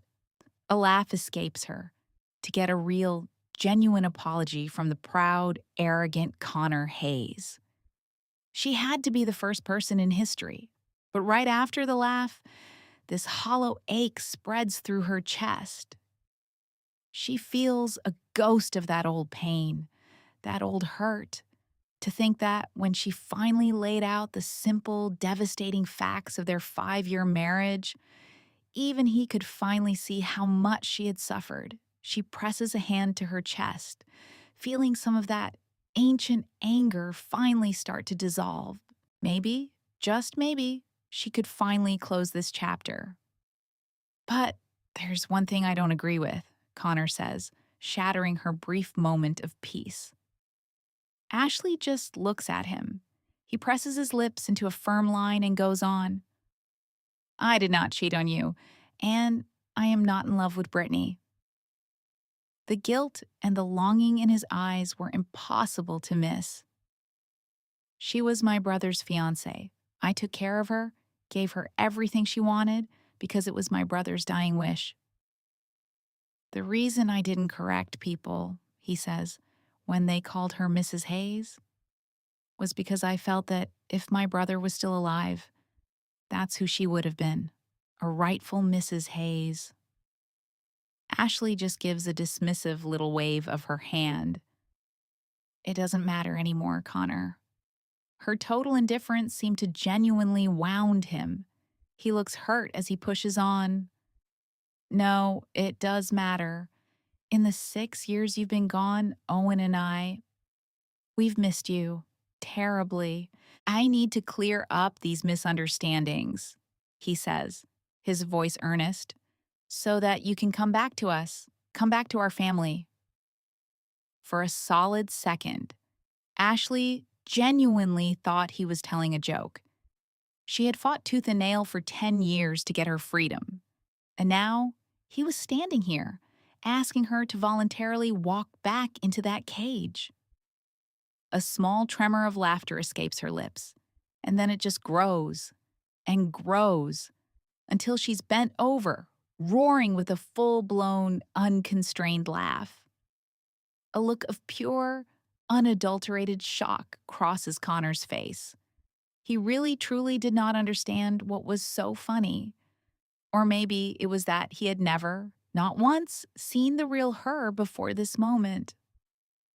Ashley has to wipe a tear from the corner of her eye, clutching her stomach because it actually hurts from laughing so hard. It takes her a few deep breaths to finally get herself under control. Connor, She says, gasping for air, "Are you kidding me? It took every ounce of strength I had to finally divorce you." All right, everyone, settle in. What I'm about to share with you, it's a story someone sent in, and it's one of those that just gets under your skin. We're talking about a guy named Jake and the absolute hell he put his ex-wife Sarah through. It all came to a head one night when he showed up at her door, begging her to come back, and she just unleashed. She told him, "I have my own life now, my own career. Why in God's name would I ever go back to that? To be what? Your unpaid nanny? To be your personal delivery service? Running that ridiculous seafood chowder to your office every single day like some kind of servant?" You feel guilty about your brother, I get it. You want to honor his last wish and take care of Brittany. That's on you. And then she just lays it all out, raw and unfiltered. She says, "But why are you trying to drag me down with you? I don't owe your brother anything. I don't owe Brittany anything. And I damn sure don't owe you a single thing." He tried to get a word in, this guy Jake, but Sarah was already done. She stormed to the door and ripped it open, and it's described like a scene from a movie. This blast of freezing wind and snow just floods the room, and you could feel the temperature drop, not just from the weather, but from the ice in her heart. She had this white knuckle grip on the doorknob, and her voice was as cold as that winter night. "Get out. Don't make me say it again." And he finally left. But for Sarah, I mean, how do you even come down from that? She was completely wrecked, totally exhausted, and sleep was just not happening. She just tossed and turned until the sun came up, then dragged herself out of bed to get ready for her job at the embassy.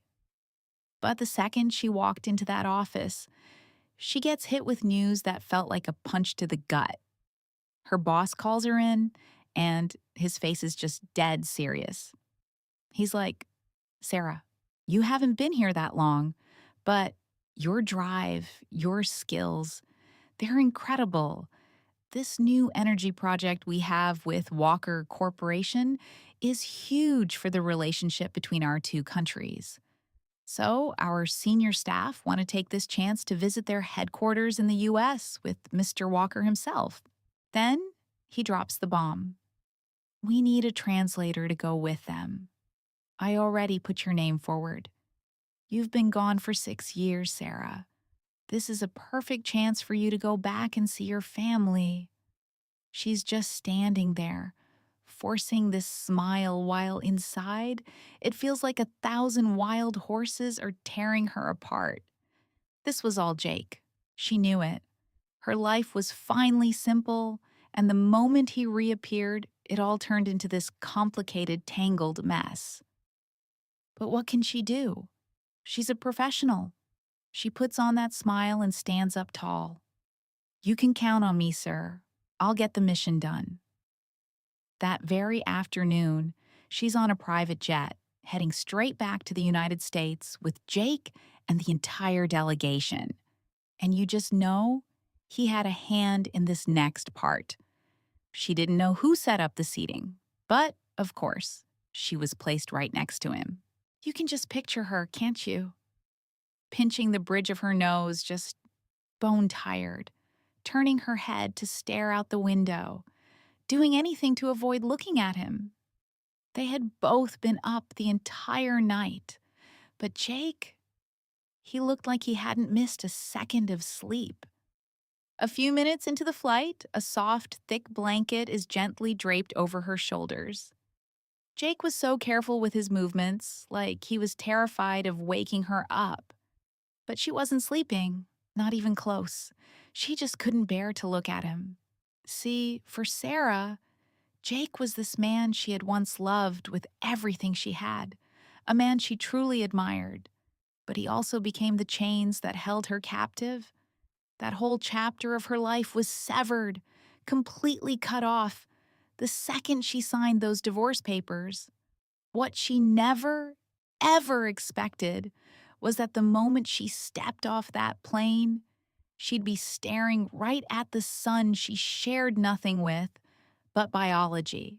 There he was, Connor, standing in the waiting area, holding his grandmother's hand. At 9 years old, he wasn't that little round toddler she remembered. He'd shot up, gotten so much taller. His eyes were all red and puffy, and the second he saw Sarah, he just screamed it, right there in the middle of the airport. Mom! The Finnish delegates, they all look at each other, totally confused. You can hear someone whisper a question. But Sarah, ever the professional, keeps that smile locked in place and answers back in perfect Finnish, smooth as glass. Oh, that poor little boy must have lost his mother. And sitting right beside her, Jake's face just darkens. So, he understood every word. He knew exactly what she'd just done. Connor starts to run towards her, but his grandmother, she holds him back tight. The old woman was too dignified to let him make a scene.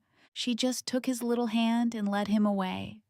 Sarah knew Mrs. Walker hadn't shown up for some happy, tearful reunion. No, this was a power play. It was a tactic to pressure her, to corner her into doing something. But the thing is, she had no reason to obey them anymore. The next few days were a blur of accompanying the delegation on their tour of Walker Corp. On a professional level, Jake was perfect.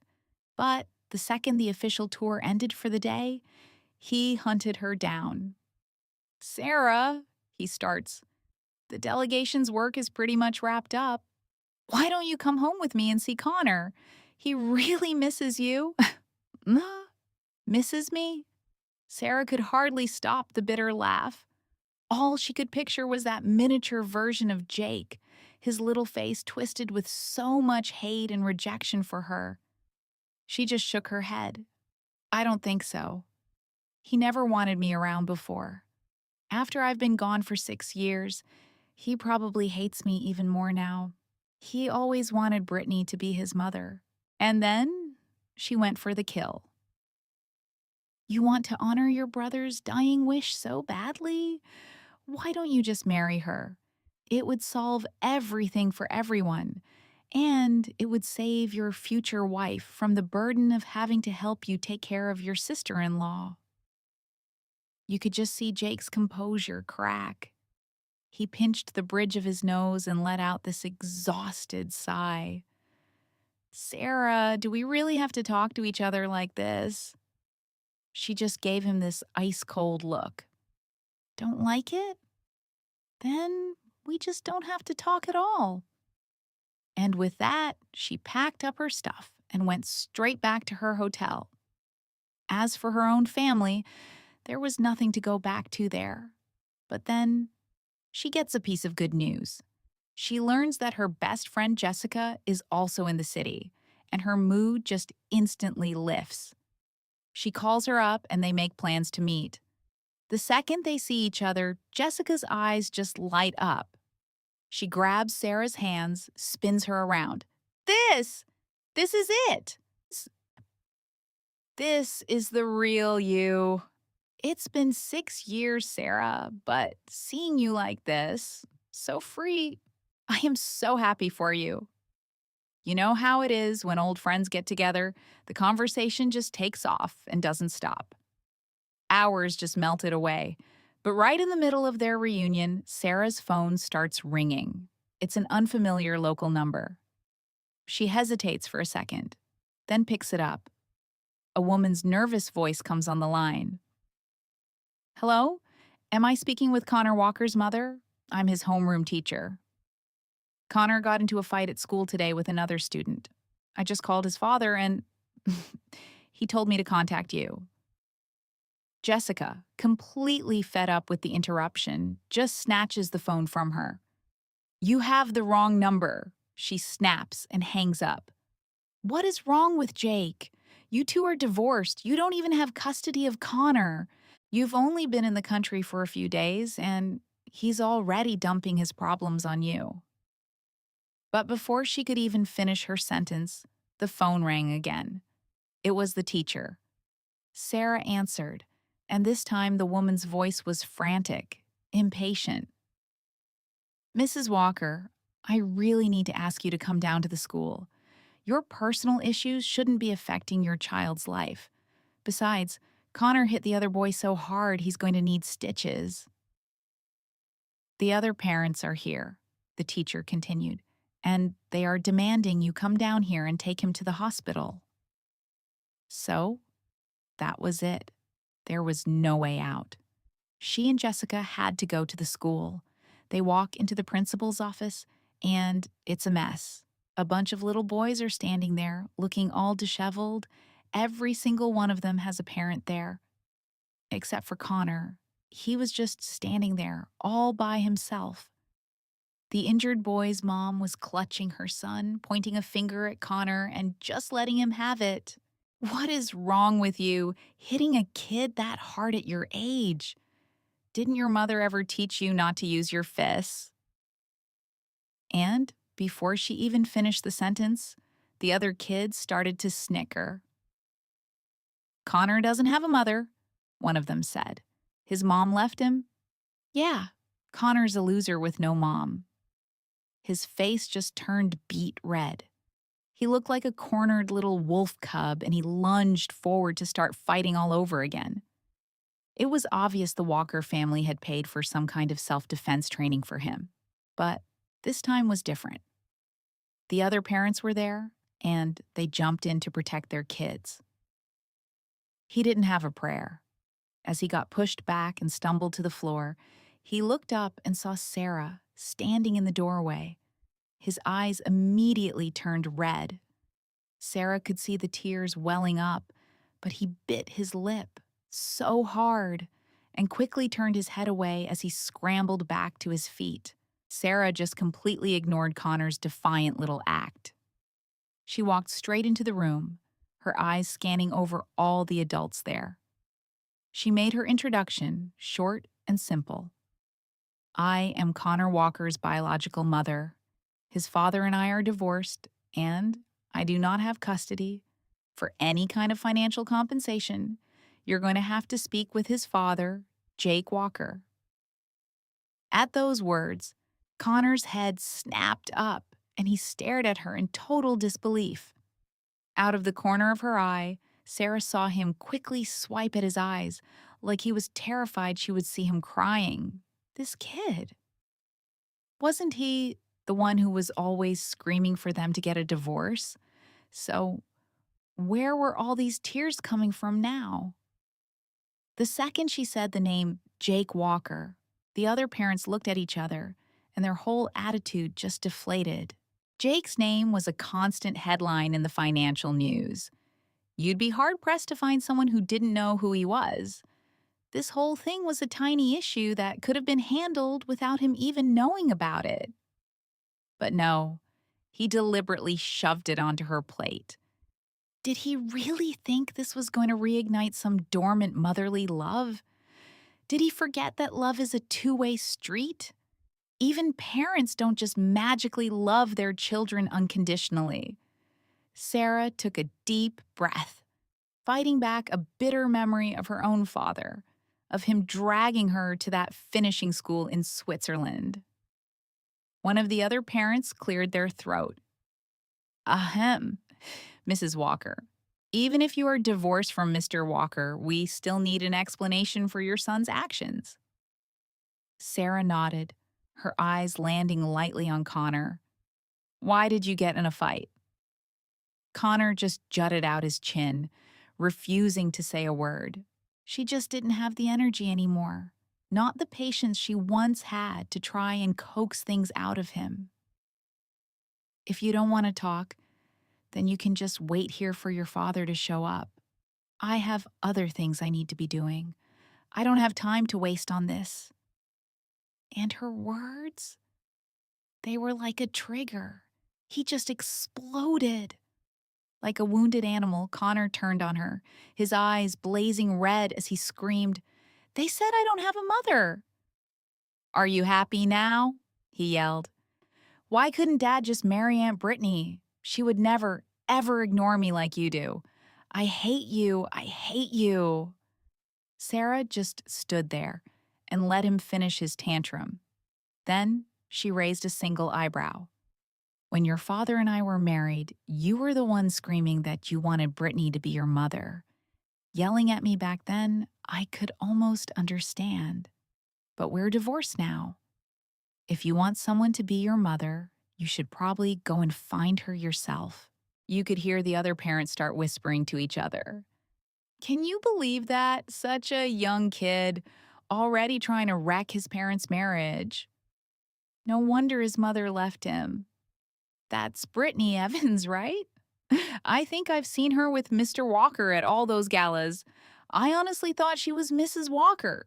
Turns out she's just the other woman. At his age, Connor was sensitive to every word. He couldn't stand hearing what they were saying. He turned to bolt out of the office, but he only made it a few steps before he froze. Jake had arrived. He was flanked by his assistant and a couple of bodyguards. His face was a complete mask of indifference, and he was radiating this intimidating energy. His arrival made that tiny office feel like it was shrinking. All right, so picture this. Connor Hayes is standing in the middle of his kid's principal's office, and the air is thick enough to cut with a knife. His son, little Jake, is just staring at the floor, totally silent, looking like he's seen a ghost. And honestly, everyone looks like they're terrified of Connor. Then his ex-mother in law gives him this look of pure ice and says, "You're here. Good." She tells him since he's the guardian, he can deal with the mess, and then she just leaves. She walks right out, ignoring him and his ex-wife Brittany calling after her. Now, what Connor doesn't know is that Brittany's friend Jessica is waiting for her in the car, and she is not holding back. She's like, "That little monster, you shouldn't have bothered." She tells Brittany that after she left, Jake threw an absolute fit, screaming that he wanted this other woman, Ashley, to be his new mom. Connor apparently slapped him once, and the kid tried to run away. Can you even imagine? He almost got snatched for real, and get this. It was Ashley who supposedly swooped in and saved him. So, of course, Brittany and Jessica, a duo that was clearly destined for chaos, just hit a bar to forget the whole nightmare at the school. But you know how these stories go. They stumble out later, a little buzzed, and who do they run into? Connor, and he's got Jake with him, holding his little hand. You could just tell they'd been waiting there for a while. The second Connor lays eyes on Brittany, you could practically see the hope just drain from his face. All he manages to say is, "Brittany, we need to talk." Now, Connor was the kind of guy who did not take no for an answer. Ever. So Brittany, probably just wanting to get it over with, tells Jessica to grab an Uber and gets in the car with them. Imagine the scene. Little Jake is in the front seat, and she and Connor are in the back. The tension was so insane. She said you could practically hear the driver gulping, just trying to breathe. The car pulls up to this seriously high-end restaurant. A valet runs over to open Brittany's door, but Connor, trying to make some kind of move, I guess, gets to it first. She completely ignores the hand he offers her and gets out on her own. You could just see him standing there, slowly curling his fingers into a fist, that look of pure rejection on his face. And the restaurant. It was the exact same place she'd tried to book for her birthday 6 years earlier. 6 years ago, she had begged Connor to celebrate with her, and all she got back was complete silence. He then went and booked the entire restaurant for Ashley, leaving Brittany without so much as a table. Now, all these years later, he's trying to make this grand gesture for her, but she was so past needing it. Brittany sits down and just cuts right to it. If you have something to say, just say it. But let's get two things straight, she tells him. I'm not transferring custody, and we are not getting remarried. Basically, she wanted nothing to do with him or his plans. You could just see Connor's face tighten, his brow furrowed like he was struggling to find the words. And little Jake is just staring at her, his eyes all red, about to cry. But Brittany wasn't that mom anymore, the one who would drop everything to make it okay. Finally, Connor gets it out. Brittany, if you didn't like me, why did you even marry me? He tells her he always thought they were a perfect fit, that she was the most perfect Mrs. Hayes he could imagine. For a second, something that looked a lot like real pain flashed in his eyes. But for Brittany, his words just triggered a memory so awful. It made her physically shiver. It was no good trying to fight it. The past was still there, living inside her. She takes a deep breath, a sip of water, and then she drops the bomb. If you were sent to a school where you were abused every single day, locked in dark rooms, punished, and the only way out was to become the perfect society wife, you would have agreed to it too, wouldn't you? Connor just stared at her, completely clueless, like she was speaking another language. Brittany just lets out this bitter laugh. You don't really think I didn't love to learn, do you? I was top of my class my whole life. She tells him that at 16 years old, his family handpicked her to be groomed into the future Mrs. Hayes.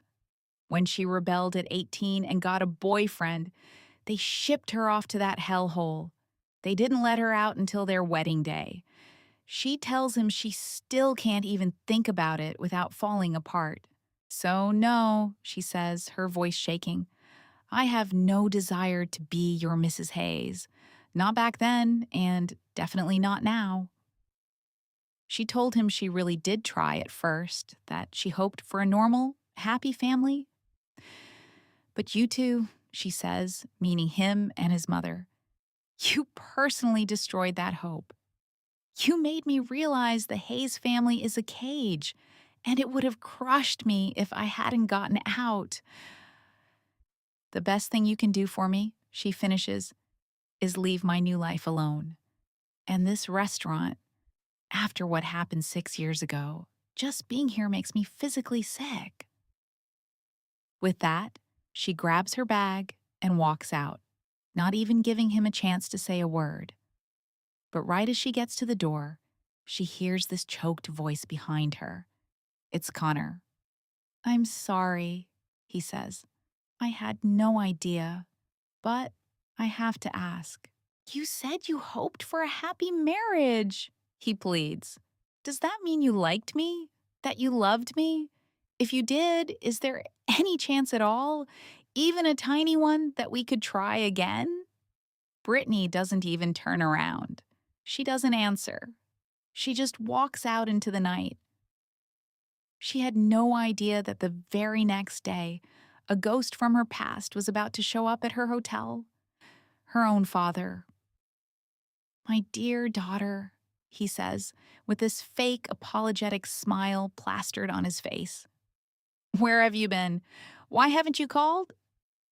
Brittany just looks at him, at the new gray in his hair, and feels this wave of complicated emotions. This man who used to hold all the power over her was now practically bowing. It was a strange feeling, realizing the mountains you thought were impossible to move were actually just hills.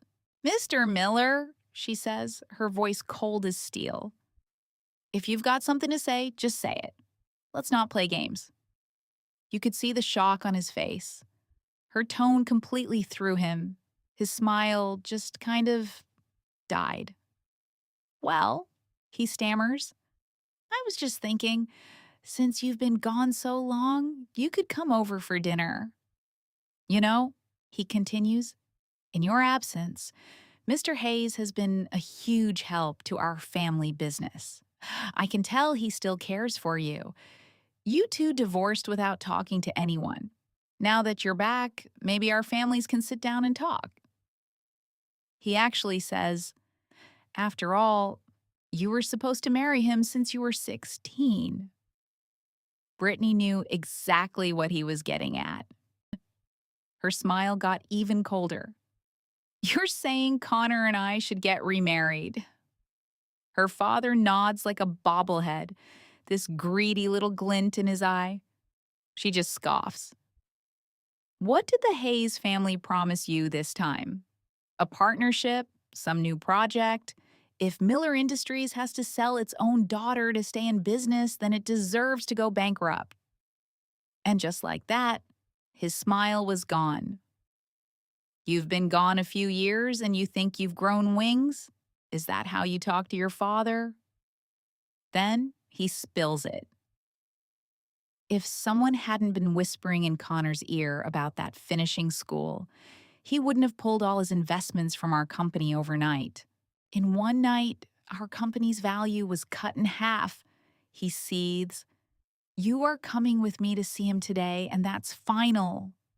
He actually grabs for her arm, but she yanks it away.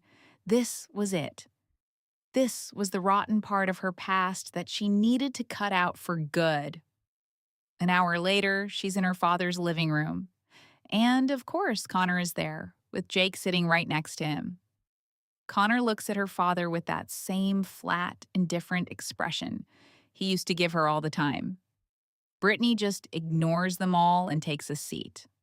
Connor looks over at her, trying to choose his words so carefully. Brittany, I came here today. She cuts him off with a look that could kill. Why you're here doesn't interest me at all. In fact, the best thing you could do is not be here. Connor's face just darkens. After a long, heavy silence, he tries again. I'm not trying to pressure you.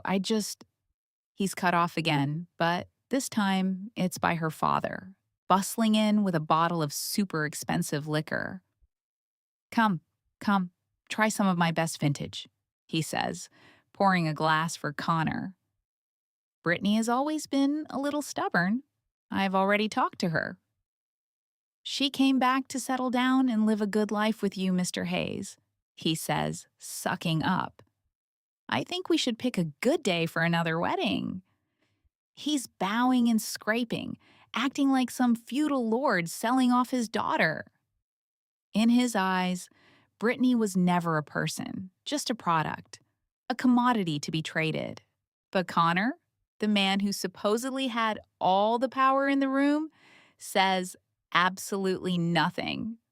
Her father tries again, getting desperate. Mr. Hayes, I know you're upset she divorced you so recklessly 6 years ago. We can keep the new wedding small, of course, or we don't need one at all. Just take her back. What do you think? The answer didn't come from Connor. It came from the front door, as it was pushed open with force. I think not. A voice booms. What century are we in? Still arranging marriages? And trying to poach from my State Department, no less. A team of men in dark suits and earpieces streams into the room, securing the entire area. Behind them is an older man, his hair white, but his presence was absolutely commanding. His eyes were like a hawk's. Now, Brittany's father might be a slimy businessman, but he knew exactly who this kind of security detail protects. The temperature in the room dropped about 30 degrees. He rushes forward, bowing.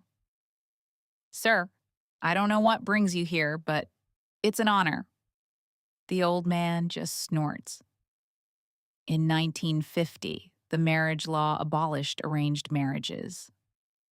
In 1992, he continues, his voice like thunder, the Violence Against Women Act explicitly prohibited domestic abuse.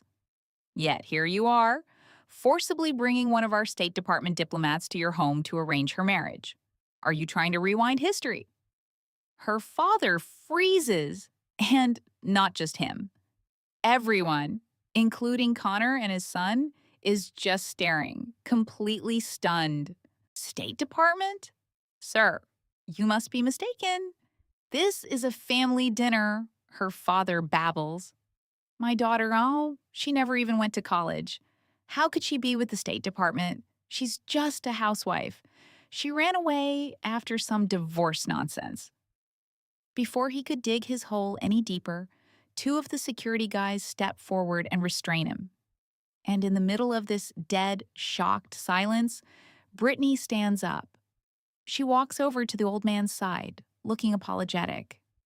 Turns out she had texted a colleague for help when her father grabbed her. Director, she says, I am so sorry you had to come all this way for my family drama. The old man, a senior official, just waves his hand. Nonsense! All right, everyone, settle in. Today's story is a listener submission, and it's a heavy one. It's about a man and the impossible situation his wife found herself in. Her boss saw her for the powerhouse she was, telling her straight up, "You are a total rock star in this department, a young woman who speaks 5 languages with skills that are off the charts. If anyone ever tries to force you into being a housewife, I swear I'll be the first one to raise hell. In this new era, our female comrades can achieve anything. They shouldn't be trapped by marriage." He was a man of his word, too. He'd say, "The freedom to choose who you love and marry, the organization will always back you on that. But this arranged marriage stuff is absolutely out of the question." So when he called her up, telling her, "Miss Miller, I'm cutting your family leave short. I trust you don't have a problem with that." She was actually relieved. Chloe just shook her head, a genuine smile on her face. "Of course not, sir. Honestly, I've been dying to get back to work." The old director just gave a knowing nod. Then, one evening, everything went sideways. A black sedan with government plates pulls right up to the front door of her family's home, tailed by several police cars. As Chloe was walking the director to his car, she watched in slow motion as uniformed officers approached her father, shoving a warrant in his face. The accusation was a gut punch. "We have reason to believe that the finishing school you sent Miss Miller to was a front for illegal confinement, abuse, and intense psychological manipulation. Please come with us to assist in our investigation." Her father just started yelling, proclaiming his innocence, but it was like shouting into a hurricane. No one was listening. The family dinner had just completely detonated. Chloe was about to slip into the car with her boss when she heard a small, choked voice call out, "Mom!" from behind her. Her grip on the car door went white-knuckle tight. The director glanced at her and just nodded. He told her, "Being a diplomat is no walk in the park. You're posted abroad for years on end with almost no time to see family. It's probably for the best you handle this stuff now." And with that, he drove off, leaving her on the curb. Chloe turned to face her husband, Jake, and their son, Connor. The boy was squeezing his father's hand, his eyes just brimming with tears. He kept tilting his head back, stubbornly trying to stop them from falling. And then the kid just twists the knife. You really don't want to be my mom anymore? You really don't want me?" Connor's little lip trembled, like the words themselves were physically painful to get out. "Dad and we've really, really missed you these last few years. I see him in his study sometimes, just staring at your picture. What I said before, I was just a kid. I didn't get it. Can you forgive me, Mom? Can you please just love me again?" And looking at him, Chloe felt this overwhelming wave of sadness crash over her. I mean, think about it. This was the child she had carried for 9 months, the baby she had almost died bringing into this world. It was completely impossible not to love him, not to feel that deep, primal pang of sympathy. But how could she bring herself to hug the very knife that had once been aimed straight at her heart? In the cold isolation of the Walker family home, her own son had, without a second thought, sided against her. She could find it in her heart to forgive, sure, for her own peace of mind, but she could never, ever erase the scars of the past. Chloe looked right at him, her expression so calm it was almost chilling. You and I didn't get much time together. In those first few years, for more than half of it, you were just a baby learning how to talk. I held you every single day, teaching you words, but I bet you don't remember much of that. Later, she continued, when you started to understand how the world works, you decided I just wasn't good enough. You wanted somebody else to be your mother. And even if you were just a naive little kid, my heartbreak in that moment was completely real. For the next 6 years, I was a ghost in your life. I knew nothing about your school, your friends, your upbringing, so technically, I don't have any right to judge you or to teach you a single thing. But today, she said, her voice steady, I want to tell you one thing. And this might just be the last lesson I can ever give you. People have to be responsible for their words and their actions. Even if you were just a child, that's not an excuse that automatically gets you forgiveness.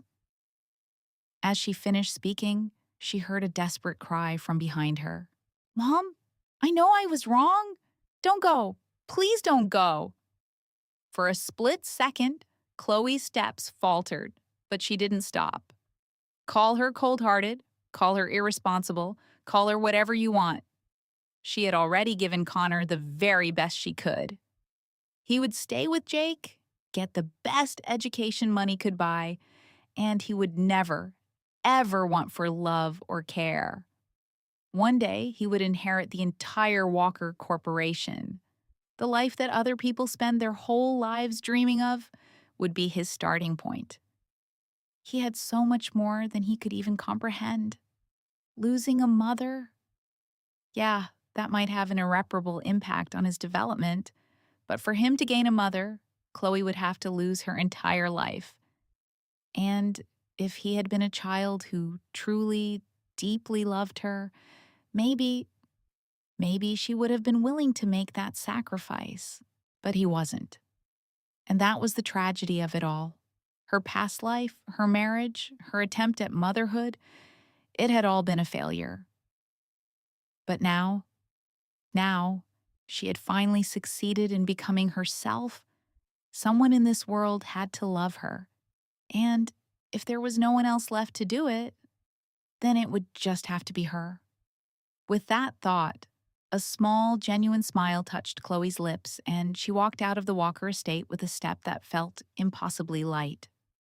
On the day she was scheduled to fly back to Finland, Jake showed up at the airport to see her off. He didn't ask her about getting back together, or if there was still a chance for them. He just watched her, silent, for a long, long time before he posed this heartbreaking hypothetical. Chloe, he said, if we could just do it all over again, I would cherish you. I would love you, he said, his voice cracking, instead of this. Realizing what I lost only after it was already gone. I always just assumed you'd be there. I never even imagined that nothing I did ever made you happy. Chloe, I am so, so sorry. She didn't answer him. She just looked up at the big departures board. You saw me off the last time, too. We just didn't get to say a real goodbye. Jake, she said, turning to him, let's say a proper goodbye this time. That word, goodbye, it seemed to shatter his composure. His brow twitched and his eyes filled with this suffocating sadness. "Can't we?" His lips trembled, but he couldn't even finish the sentence.